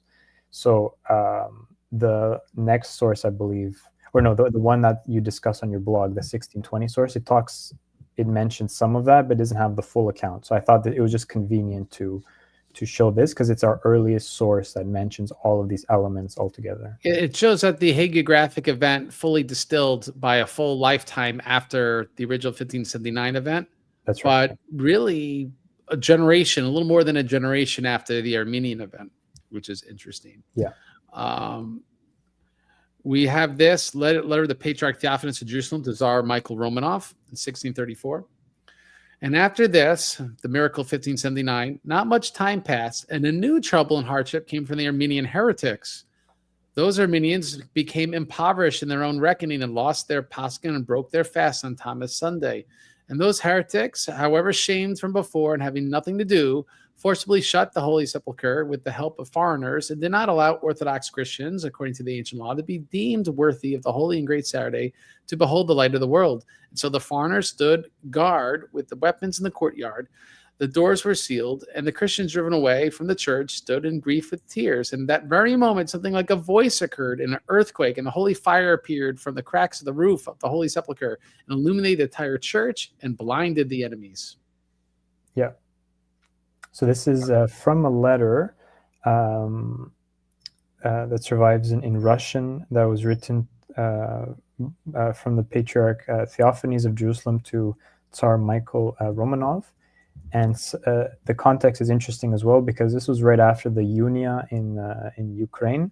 So Patriarch Theophanes, a few years prior, had actually traveled to Russia to ordain new bishops for the region. So he had a personal acquaintance with the Tsar. So he mentions this on November 1st, 1634, which was 7 months after the Easter of that year, which fell on the 5th, I believe, of April. And the confusion with the Armenians is basically, for people who don't know, the Armenians follow their own computus for Easter, which most of the time coincides with the Orthodox calculation. But in some years it's different, and this was one of those years. So if let me just get the dates for you correctly. So I think, Easter was in April. Yeah, so the Orthodox Easter was April 5th, and the Armenian was a week later. Yeah, so that would be the 12th. And so when it talks about the it's kind of like this year, but the opposite. That's right. Yeah, but it's using the old dates here. So this is Julian dates, so it would be later technically in the year. So when it talks about the Armenians breaking their fast on Thomas Sunday, it means that they were ending Lent a week later from the Greeks. And earlier in the narrative, as we'll see in the later account as well, initially the Armenians and the Greeks decided to each celebrate Easter on their own respective dates. But then, since the Greeks were going to be at the Holy Sepulchre on Holy Saturday, which would be, I guess, Lazarus Saturday for the Armenians, as it is today, they wanted to prevent the Greeks from celebrating early in their estimation, so they bribed the Turkish authorities to lock them out. And then that's when this miracle occurred. And instead of a column splitting, there was more of an earthquake, is what he describes, and the holy fire appearing from the cracks of the roof of the Holy Sepulchre. And we could see, right, you have these fantastic events that, they get conflated with one another because they're both vindication stories. They both could cause damage to things, and you have this sort of conflation occur within a generation. Yeah. Now, this is the same year. So from a second source, from an Eastern Christian source, it's unclear whether he is an historian or because that's what the scholar actually asserts, is that this is Alexander Traeger thinks he's an historian. I'd like to maybe put forward the idea that he was a Rumagirdis, which meaning a Eastern Chalcedonian, because there's some as far as Turkmenistan and stuff. I think later than some people would usually date them. But be that as it may, he was a monk at an Eastern Orthodox monastery, as well as how he identifies himself. So this is potentially a non-Eastern Orthodox source, but at least if even so, it's someone that was living quite close and very friendly with Eastern Orthodox. But he attests to the same sort of event. Well, sorry, I think he does refer to the Christians as Rum, which was the designation for the Chalcedonian Orthodox, the Greek Orthodox in the Holy Land. So I think the article mentions that that would apply an ethnic difference, but like he identifies himself as an Eastern Christian, but like the Rumagiris were still way out there, and I would hope that there were Chalcedonian Christians among them that weren't just the children of exiles from, Greek exiles from Antioch from centuries before and things like that. We don't know. There's not enough written history on them. It's an Arabic source though. So but he's writing, he's writing in Arabic, which is the lingua franca. Yeah. And that being said, he states, when it was within the 9th hour, at the time when the gospel testifies that Jesus was hanging on the cross, just as the earth quaked, so right, same details. Mm-hmm. Then the veil of the temple was rent in twain. So it happened on this great Saturday of the light. The tomb shook greatly 3 times, and the interior of the tomb was illumined with an illumination like the brightness of heaven. There was a great turmoil, and the guard said, "True and veracious is the religion of the Christians, and their light has appeared." And all of them bore witness. So again, very similar claims, one from a patriarch here from an Eastern monk. And the flame is, there's an earthquake, which may not be miraculous, but the light is clearly described as miraculous. Mm-hmm. Now we have this from a source in 1697. In the tumultuous, frantic humor, they continued from 12 to 4 o'clock. The reason for this delay was because of a suit that was in debate before the Qadi, a Muslim judge, betwixt the Greeks and the Armenians, the former endeavoring to exclude the latter from having any share in the miracle. Both parties were having expended, as I had formed, $5,000 between them in this foolish controversy. The Qadi at last gave sentence that they should enter the Holy Sepulchre together, as had been usual in former times. And so you wanted to focus on this issue of bribery, if you want to get to any more detail about that. Yeah, so just to backtrack a little bit, like we said, the Armenians had bribed the Turkish officials to exclude the Greeks from the ceremony, and in that Arabic manuscript also mentions that it was quite a substantial amount, but also that the local Turkish judges, they sort of adjudicated the mathematical dispute of the date of Easter, and because of the monetary interest that the Armenians had provided them, they ruled in their favor. So that's the part that's corroborated by an Armenian source. There's under the patriarchate of the Armenian Patriarch Grigor Paronter, who ruled from 1613 to 1645.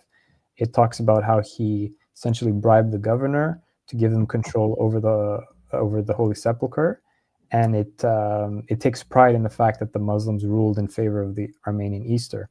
Obviously, doesn't mention the miracle itself, because that would sort of disprove the point that the author is trying to make. But it shows that the idea that this is sort of a later polemical concoction from the 19th century is false, because we have an Armenian source that attests that there was this dispute going on over control of the Holy Sepulchre, which did involve money. That isn't in dispute. And then in this last slide, we have a Western independent witness who was present in the Holy Land within that same century, who says that even in that year, in the 1650s, there was still a dispute over control of the holy places between the Armenians and the Greeks, and each party basically had to provide money to bribe the governor, the local governor, to give them control over the holy places. And sadly, it's sort of the same today. Although now we have the Israeli authorities that basically determine who goes in and who goes out.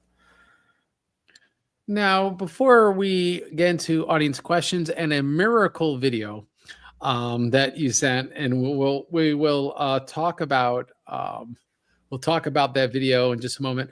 I want to give a moment for plugs. I want to plug Theophany Works first, because I just got presented this gorgeous icon when I was in Lebanon, Pennsylvania, nice. And it's just absolutely beautiful icon of the crucifixion. You see theophanyworks.com and to say .com on the back. But Okay. these are just gorgeous. I've never seen a producer make them quite like this. They almost look painted for real, just the style of how they put together. This one is from my patron saint, St. Patrick. And so just some absolutely gorgeous icons. And they're actually working on making a set where it will be from our Cambodian iconographer, Paisos, where there'll be an icon of our Lord and an icon of the Mother of God and our Lord.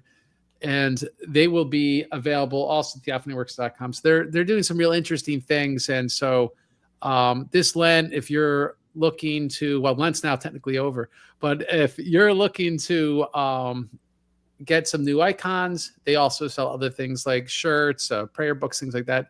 Really should look at the Theophany Works because quite frankly, they make great stuff.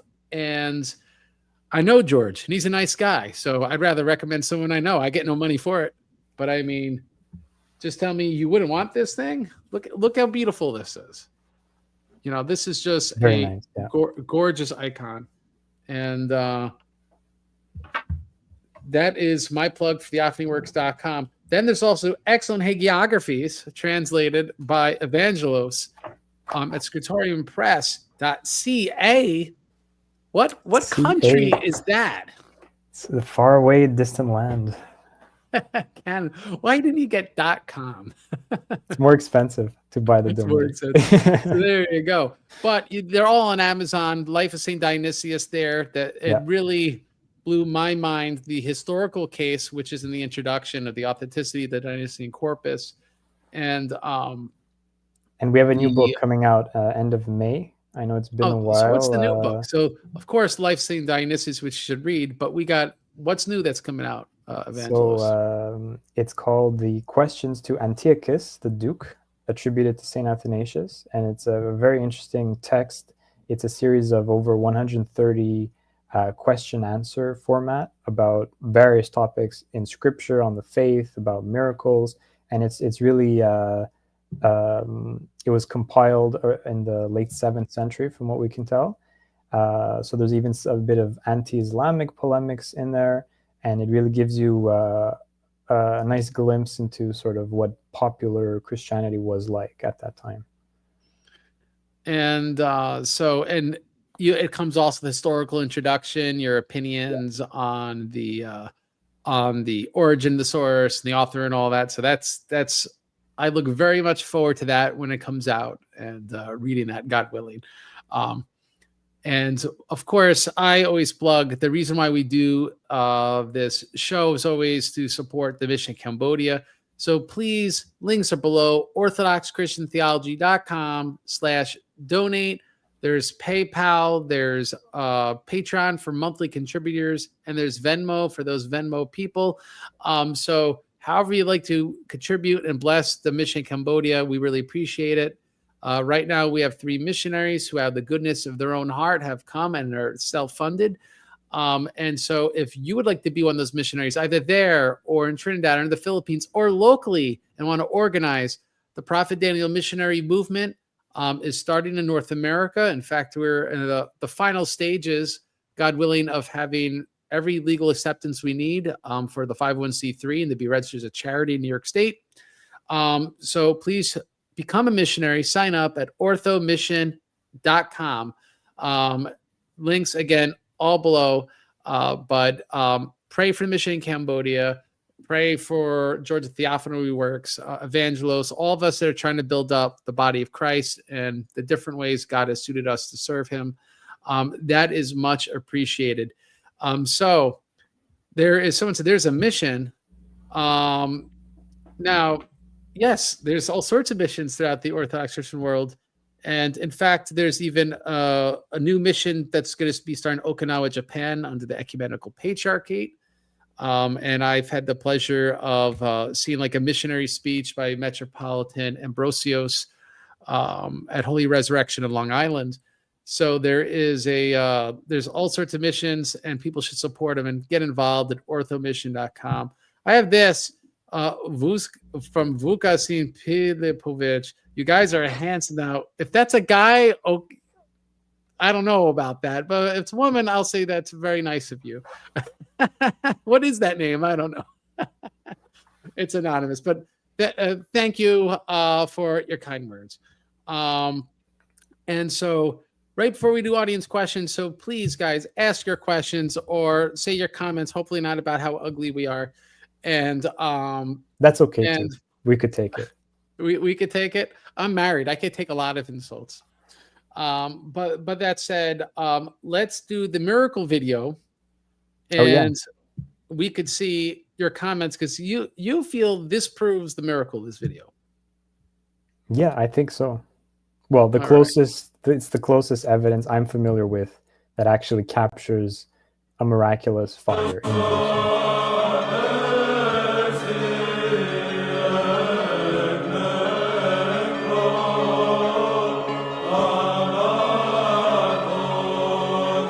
If you look towards the middle of the screen, head level, there's going to be this orb of fire that's going to start gliding over the pilgrims, right there. And the camera loses focus a bit, and then here it is in slow motion. Looks like this is a Pruder film. Back into the left.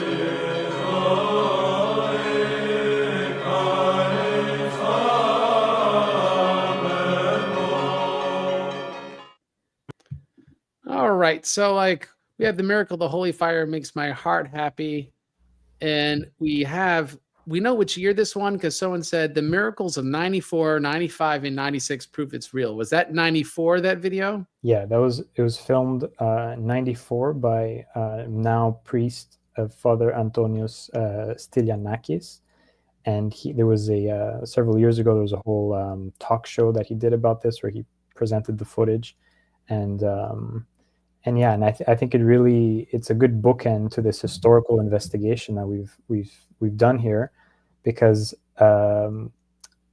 it provides you with a visual of what these medieval pilgrims are talking about when they're saying there's a light descending from above and lighting candles.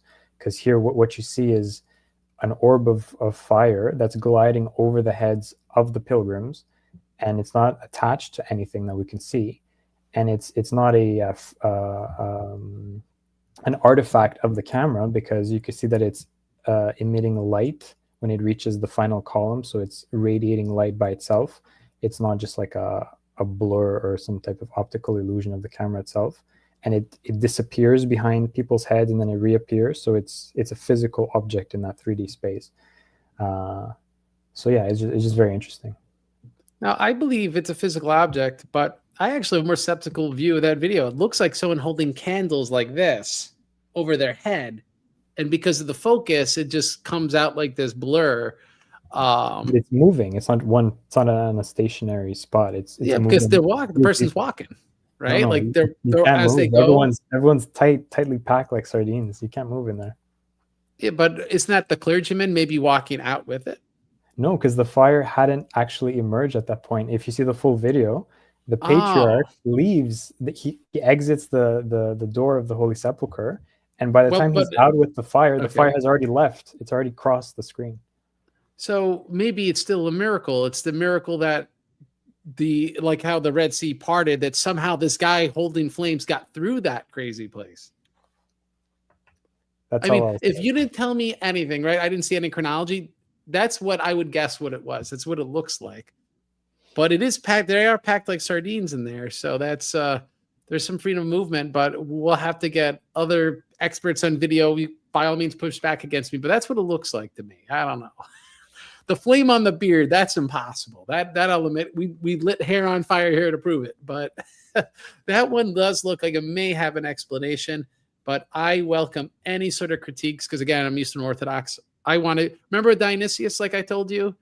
I was very critical with it until the evidence was, no, this is clearly much stronger. That authenticity is a stronger thesis. We'll just have to go to Jerusalem one year together, Craig. If we do that, I want to bring my monk friend too. We'll do that one year maybe. And my wife's like, oh, I'm afraid. And what a place to die would be at the Holy Sepulchre, right? What a place to die. How would we get in there early enough not to be kicked out? Because I know like not everyone gets in. I think you would have to people camp outside for at least a day. Camp outside. Yeah. we're going to need clergymen with us. We need someone that can get us in. That's what I think. We're important influencers. Let us in. We have this comment. A channel named Ola Sona put out a 2-hour discussion that's basically against Khalsan, that's Armenian. And I just think in general, we need to be gracious. Like, we have to consider that people, of course, are going to defend their own faith traditions as long as they're being respectful as they do it, as long as they're being authentic to their own tradition and not eviscerating their own tradition. We should respect it, so of course, we don't pray that they have great success in it, but we pray for every blessing for the individuals. We have, couldn't the holy fire be passed on the holiness of the location rather than who's presiding, based on the holiness of the location rather than who's presiding over it? I think, Evangelos, that's sort of like, let's say, the normie, like Ethiopian or normie Egyptian, even normie Roman Catholic would view it, right? Like, they don't doubt the miracle. They just don't see it within that polemical lens that Eastern Orthodox do. Would that be roughly accurate? Well, everyone accepts it, actually, except formerly the Roman Catholics. There was a papal bull, I think, in the 13th century. So when we were talking before about how everyone would celebrate this miracle together, including the Latins, right around the time of the schism in the 13th century, when there was the sacking of Constantinople and the setting up of the parallel Latin Patriarchate and so forth, I think it was Pope Innocent who issued a bull basically saying that the miracle is fake. So after that point, I think it kind of faded away in the Western world, although the Latin Christians in the holy places, I think, have more of a reverence for it. But especially the Palestinians. Yeah, and as for who presides over the miracle, that's sort of the point about the 1579 and 1632 miracles, was that the Greek Orthodox who have the rightful claim to the site were unjustly locked out, and the flame went to them. So that is in the literature, the miracle is used to buttress the claims that they are the rightful denomination that should control the holy places. And so that's why I put this on. Yep. In a sense, it is kind of miraculous that despite all these changes of governments and invasions over the centuries and millennia, that most of the holy sites, except maybe one or two, are still under the control of the Orthodox Patriarchate of Jerusalem to this day. Now, I'm trying to remove the video, and hopefully this comes up. I'm trying to share a screen here. There we go. And this is that letter in 1620 about what occurred in 1579. And it states, during the Patriarchate preceding that of the present Theophanes, the Blessed Patriarch Germanus III, the Roman Catholics, treacherously in a plot, gave a certain sum to the Turkish emperor. The Papist monks, who among the other Christian sects have their own altar in the Church of Jerusalem, had taken possession of the Lord's tomb. So they have the Holy Sepulchre. And we also see very similarly and very early, very similar events with these, bribes going multiple ways, right? Yeah. This Roman Catholic elder, which is like a priest, having been admitted to the tomb at a time when the patriarchs were accustomed to withdraw, remained there for a long time. A miraculous occurrence, right? So right there, miraculous. And as the fire was about to break out at the customary hour, he pondered the inscrutable ways of God.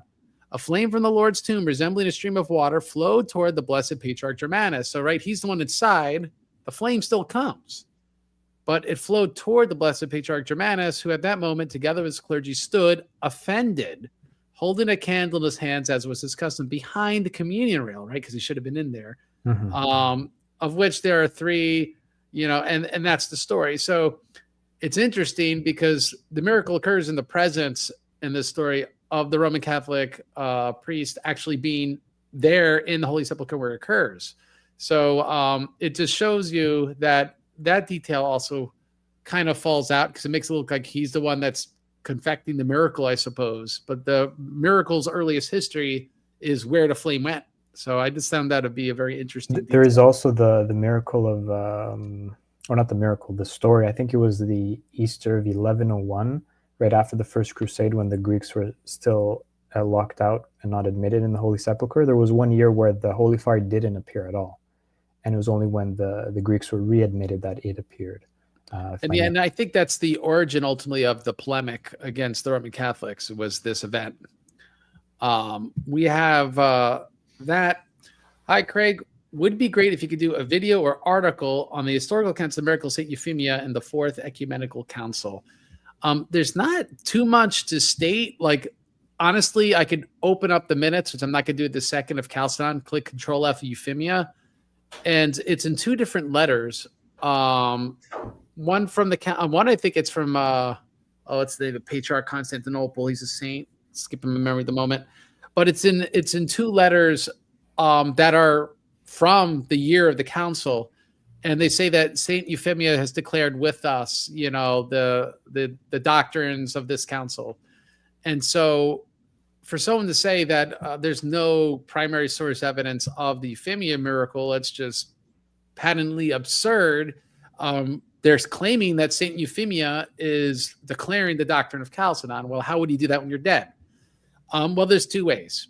There is the way it's told by our hagiographies, right, with the different creeds with their hands and feet and all that, or it's just you could take a figurative interpretation. They had Chalcedon in the church where her relics were, and by having the council there, it was like she was there with them, just like we think the saints are with us when we worship. And so, of course, the secular scholars take that second interpretation. It's a completely reasonable and respectable interpretation, in my view, right? It's right we're in the presence of the saints. The relics aren't like not them, right? So like we're in the presence of saints. That's why we relish having the relics where we worship. But clearly, this is the origin of the hagiographic tradition, and the hagiographic tradition asserts that a figurative interpretation isn't all that occurred. And so that's the primary source evidence. To call it baseless is baseless, and to call it a smoking gun is also just not true. It says she declared the doctrine. Did she do so literally or figuratively? I leave that to you to interpret, though, by the fact that the hagiographies are sources unto themselves, are a rationale that at least gives an interpretation that's earlier than any contrary rationales. So if I'm going to speak as the historical discipline, that's just worth bringing up. And also, I'm not aware of any anti-Euphemia polemic from contemporary sources against Chalcedon, for what it's worth. And also Saint Euphemia, she's really known for her spectacular miracles, because there was another case, I think, when the Persians or some foreign and non-Christian group had besieged the church. Someone, I think, pierced her relics with a spear, and they just started pouring blood. And this was a very otherworldly miracle that shocked them. We did a thread on our Twitter page, Scriptorium Press, about Saint Euphemia, if people are interested, with all the sources in chronological order. There is another 6th century Syriac text, if I'm not mistaken, which talks about how Emperor, one of the Anastasius, maybe one of the Monophysite emperors right before Justinian, in the 5th century, he tried to remove the tome of Chalcedon, which was on her relics, and there were like flames that appeared, and he was prevented from doing so. So that's our earliest record, as far as I know, of an attestation that the actual tome of Chalcedon was on her, and that it was supernaturally protected. Yeah. And then you can see hands and feet and other details consistent with that in other hagiographies. Yeah. Now, I don't want to disappoint you, but I think we lost our admirer. I was just kidding. You see how women do that to you? But I really appreciate your work. God bless. So there we go. That's funny. We have fire even descended in 1994 in a thin yellow pillar. So there's more things that people saw that's not just in the video. And he said it's something, if people aren't familiar with this, it's a big thing. Every year there's stuff happens. There's thousands of pilgrims, there's thousands of videos. We showed 2 clips today, but the evidence is really, there's books about this, there's pilgrims reports and testimonies, so people can make up their own minds and go there themselves and see. We have the monk who recorded the video said the orb passed on top of his sister and she didn't realize. We have, do you know what procedure will take place this year with the church? All these public are being closed to pilgrims. It's closed again, I guess, because of war or something. They'll probably live stream something, I'm guessing, right? We're in the live stream COVID era, I suppose. I don't know. I really don't know the answer to that question. This is one thing I love about Orthodoxy. Miracles are more protected / shielded from outsiders rather than screamed about from the rooftop to everyone like a charismatic non-denom, prot, etc. It kind of reminds me, and I don't know how much detail you want to get into this, so I'll be very vague on purpose. Like, have you seen like weeping icons that there's no commotion about them? They're not passed around, but you've seen them in person? My grandmother had one. All right, I didn't want to volunteer that. And so, right, your grandmother wasn't on tour profiting from this, it was just doing it. So yeah, there was a little paper printed icon in the kitchen, I remember well, and it just started weeping. Yeah. Now, when you say paper, how thick was it? It was like a regular paper, but it was laminated, so the thickness of like the cover, maybe like this. All right, but how much fluid could something that thin have in it? How much myrrh did it emit? Well, like dew, like little drops. Yeah. So that's something I saw personally, and there's obviously many other myrrh weeping, myrrh gushing icons. And so, but there you go. Like, these icons do exist. These miracles do occur. And so yeah, that's it. Right. You see something like that, you don't doubt it. Like I've seen miracles in my life where like one with a scientific instrument, which is interesting. And it's like, you just can't doubt it. There's more to the world than a materialist explanation for it. We have this. I like that in terms of other apostolic Christians makes sense. And when someone does overdo it, it gives you more credence when you body slam them. I don't know what he's talking about here exactly. Maybe I'm just losing my mind. What's he talking about? I don't get it. Someone being body slammed? I'm not sure what you mean by overdo it. Maybe we all, like, I've done this when I was a little younger, and even then I was older than some of these people. But right, like, we get all polemical and we get all emotional. And, I've come to grips with, even for the sake of maybe getting people's attention and then blessing them, that it's not actually helping people.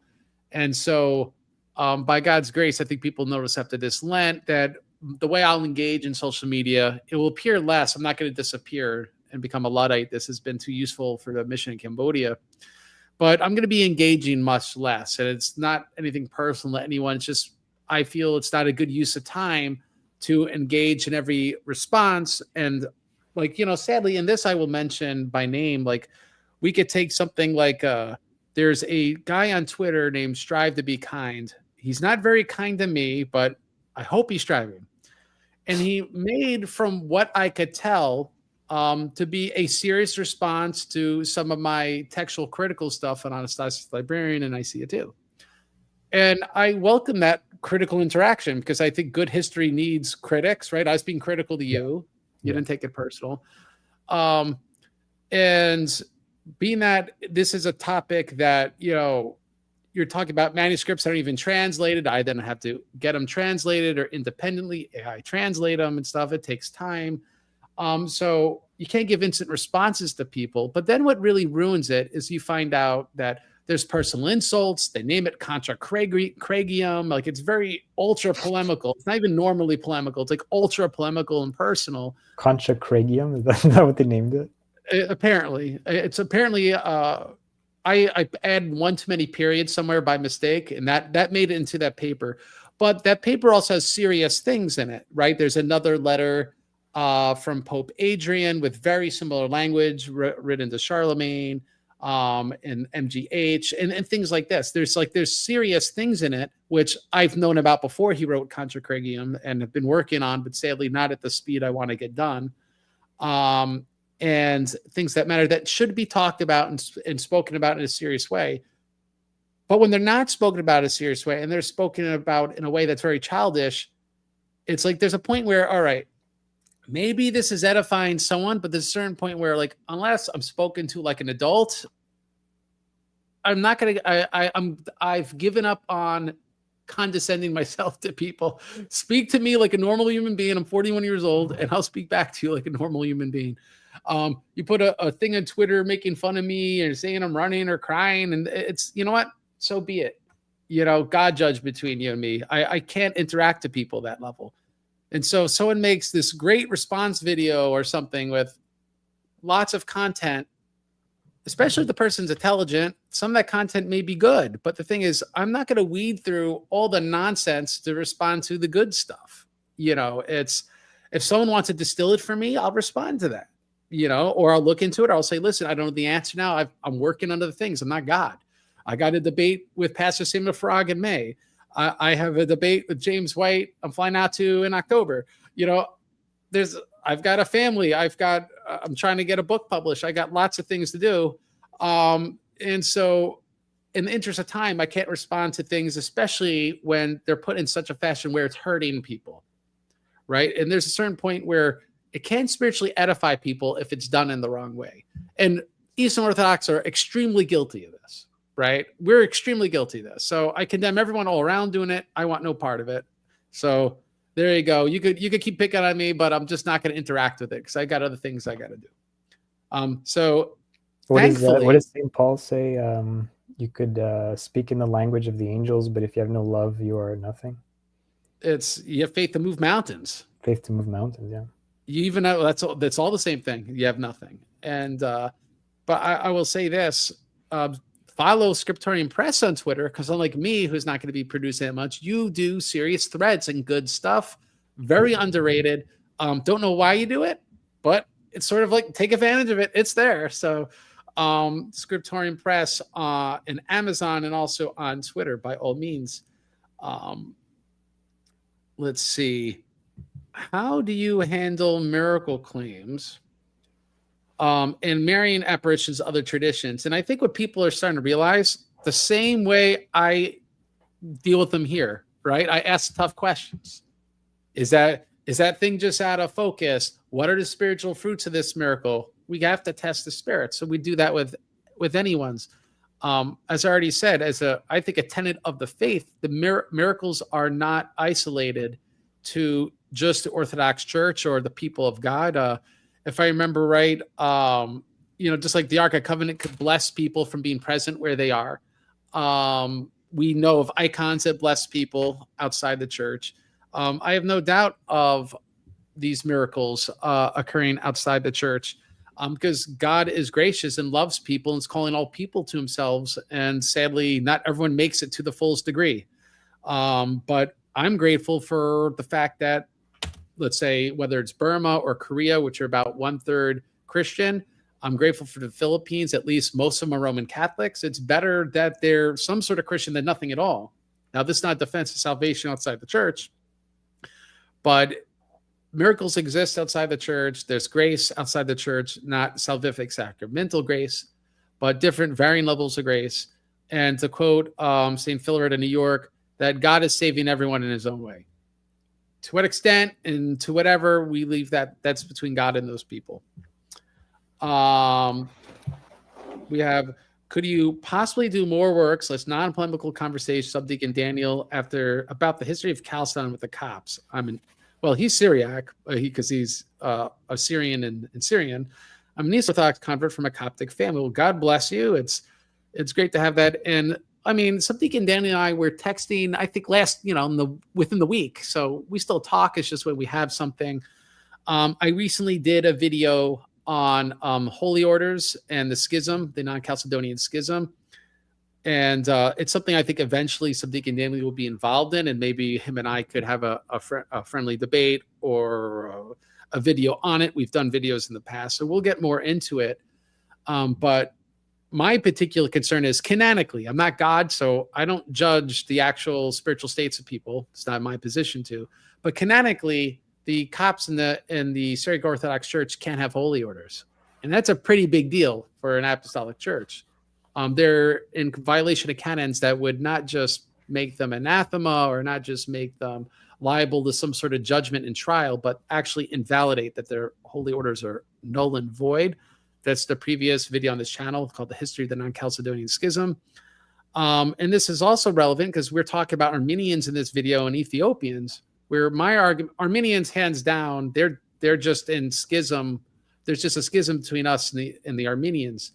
We're not imputing that their holy orders were in any sort of violation, particularly. Similarly, the Ethiopians, that's likely the case, though ironically, there's some claims to contrary within even the Oriental Orthodox tradition. But my belief is their holy orders are largely intact. And so there could be reconciliation even with people with invalid holy orders, so to say, with the Novatians, for example, with the Uniates. The Novatians, those canons that exist, but the Uniates existed in total violations of these canons, and they've been reconciled to the church in a way similar to the Novatians. And so with people repenting from schism, the church has means to bring these people back into the church. But outside the church, that's why all these arguments, is there baptism outside the church? Is the Eucharist outside the church? They don't even have holy orders to have these things. And that's what no one talks about. They don't even have the holy orders, a lot of these groups, canonically speaking. Now, I leave it to God to judge. And this is hopefully something that in a mature fashion, people seriously interact with, because I was using Oriental Orthodox sources in deriving these conclusions. I was using their canons, which many are also our canons. And so it's some not. Some are from their own nomo canon, like the Feth and Agest. So it's something that needs people to look at in a more mature way. So I commend you to that video as a Coptic convert to Eastern Orthodoxy. And I welcome respectful dialogue and follow-up and even pushback from the other side. As long as everyone's speaking like adults. We have this letter 98 of Pope Leo regarding St. Euphemia. And there's a letter, again, from the Constantinopolitan Patriarch as well. And so that's why we have primary sources that pertain to her declaring the doctrine of Chalcedon. And again, from the year. To help clarify what happened afterwards, the Copts feel very hard done by the Chalcedonians and talk of much persecution, want to help get the bottom of what that really happened. And again, it's covered in the video, actually. We cover persecution was from both sides. No one talks about this, but the first canonical bishop to be persecuted by the government was a Chalcedonian. You never hear that because there's this sort of stereotype. There's this sort of, and was it Jonatalala? I'm trying to get the right names, but this is sort of stereotype that it was the Chalcedonians persecuting the Oriental Orthodox, but really it all started at Ephesus too, where it was Dioscorus persecuting people, like overtly persecuting people. And killed Saint Flavian, was it? They beat him up, and he might have died an indeterminate period of time afterwards, depending on the historical take on it. But that aside, the first official government-sanctioned persecution of a canonical bishop was against a Chalcedonian. Right? So that's something that gets ignored. And then with the Persians and the Muslims, it's pretty clear, I would say, in all the sources that the persecution was of Chalcedonians, and the begrudging toleration, but at least more so toleration of the Oriental Orthodox, and also the Nestorians, for that matter, if we're going to talk about in the Far East. So this is something where, again, it's covered in that video and also my video on St. Isaac the Syrian. So just good time now. Stop what you're doing. Subscribe in Orthodox Christian Theology. Click on the channel page. It's right there. You shouldn't be able to miss it. I haven't watched that video yet, Craig, but I would just add to that. I don't know if you touch on this, but if you read the minutes of Chalcedon, there were 10 bishops from Egypt in attendance, and all of them basically said, we shall agree, we shall sign an assent, we are not disobeying the council. They just wanted the council to appoint a new patriarch so they wouldn't be seen in the eyes of the populace as being in schism from their patriarch. So, and for what it's worth, covered in my video. Okay. So got those bases covered. By all means, check it out. We have, let's see, do you hold that the earth is 6,000 years old? I think these views, being people out of orthodox, they've always made a distinction between faith and science. Well, my opinion doesn't really matter on a question like that, but I will say that within church ecclesiastical documents, there's the 6th and 7th ecumenical councils actually give a year of the world. And it's not exactly 6,000, it's a little more, but it's a young earth theory, essentially.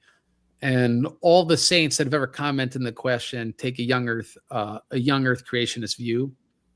I think fundamentalist Protestantism kind of makes more of this, and I think the existence of evolutionary, I call it evolutionary theology because its own sort of religious worldview has sort of made sort of this fundamentalist response to it.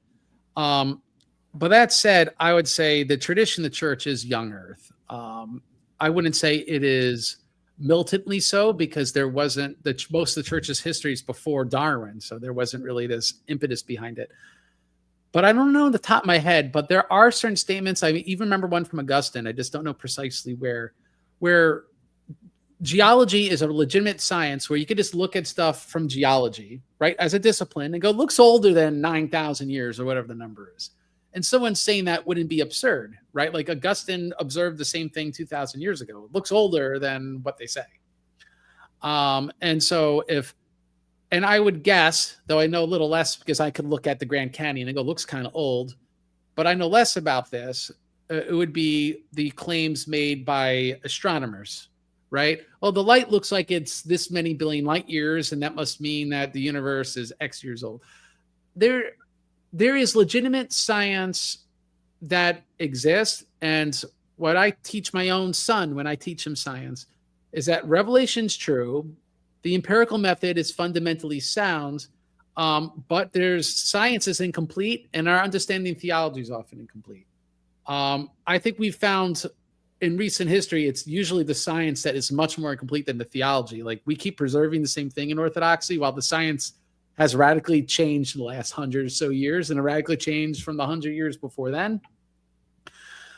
So I have sort of a disciplinary ambivalence, so that makes sense. I don't fear legitimate empirical sciences. I think people should study these things.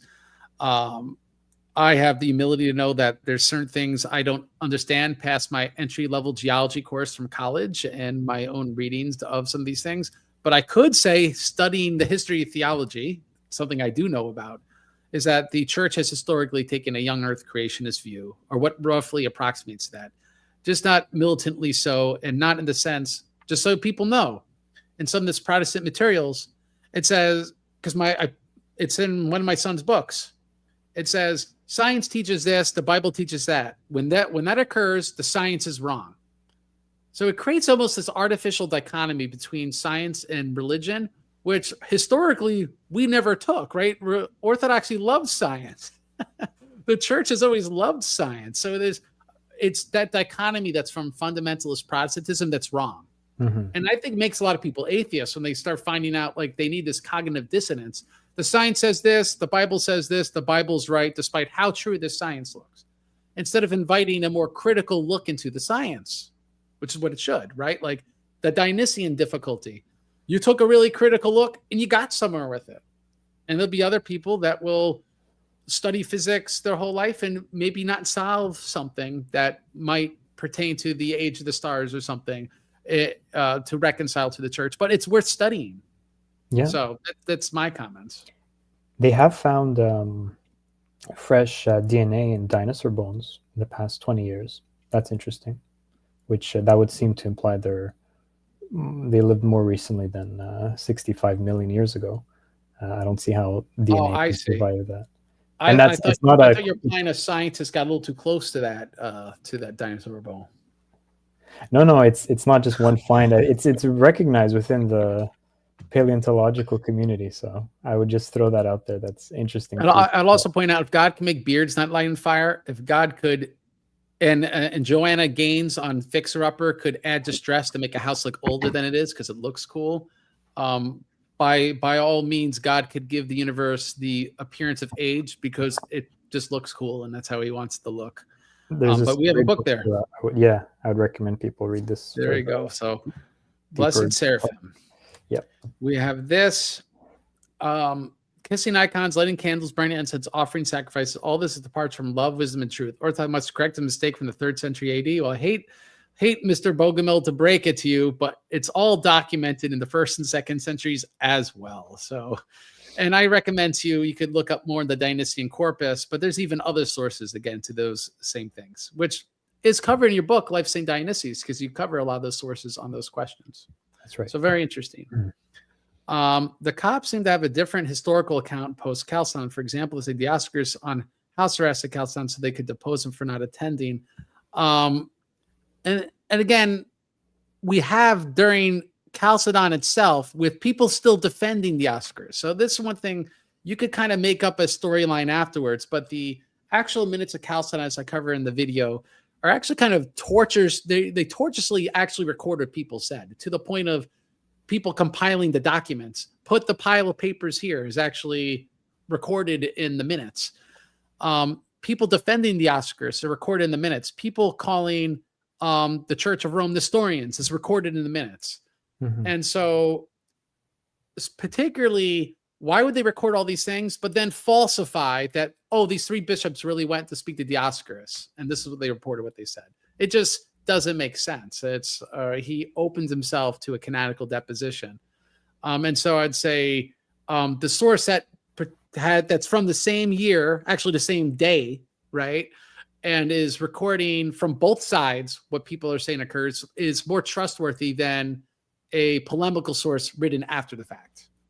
Now, it's possible this whole thing is a subterfuge and messed up, and that polemical thing has more truth. It's not going to defy, it's not impossible. It's just less likely. And I think you'd have to be dishonest to say otherwise.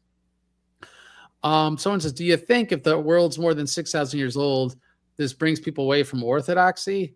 Again, I don't know. It's a scientific question. We've got to study it. I don't know. It would bring you away if you have that wrong Protestant, the fundamentalist dichotomy that religion and science are in opposition. I think that's what draws, because then it forces you to choose, right? And then, like, how do I put science in? Cooking technically is a kind of chemistry, right? That's how things get cooked. Like, you can't do that. So you shouldn't see those things in opposition. That'd be my opinion. We have this, though. This I have a firm opinion on this. Do you believe it's a heresy? Do you believe in macroevolution? It's a heresy against science. I will say that. It's utterly unhistorical because it's never been empirically observed. Microevolution has. We see that all the time, right? There's survival of the fittest happens all the time. But this macroevolution's never been empirically observed, so it cannot be empirically scientific. And then we get to I'd say the larger philosophical problem, and you can't divorce philosophy from science because the ancients didn't, which is, how do you get something as complicated as a cell, which we can't build now from scratch, with the laboratory, with understanding how DNA works, with the intent? Like, we can't intelligently design a bacteria now. We could take a pre-existing bacteria, suck out the cytoplasm, the chromosomes, and then put in pre-existing chromosomes and stuff, and then make a new one. But we're using pre-existing material. What we can't do is make it from scratch, intelligently design it ourselves. But yet I'm supposed to believe it happened randomly. It happened randomly, not once, but repeatedly. Because, right, if it happened once, chances are it would screw up, right? A die, it'd have to happen again. And so it's not a matter of billions of years. It's impossible. I don't look at a car in the driveway and presume an earthquake put car parts together. And then it demands the question, how'd the car parts come together? It's philosophically absurd, quite frankly. And scientifically it's heresy because it's never been empirically observed. As for the church, I'm not aware of the church condemning people for plain old being stupid, but the heresy would be in rejecting, for example, Adam and Eve and the anthropology of the church. And I think that's more of the problem. Whether or not you think horses evolved because it's an intermediary thing of horses, the church doesn't take a stance on that. It's not, you don't go to hell for just having bad science, so to say. The problem would be anthropological heresy. So that's my comments on that. Someone says no death before the fall. So there's certain presumptions within even micro evolution, which wouldn't correspond. Well, this couldn't be the state before the fall because we didn't have death and privation. All right. How do we know the spiritual exist? Well, rewind to the beginning of the video and we show you a guy can't light his beard on fire. And then we light hair on fire, and it proves to you something's going on that shows you not everything has a materialist explanation. So rewind to the beginning.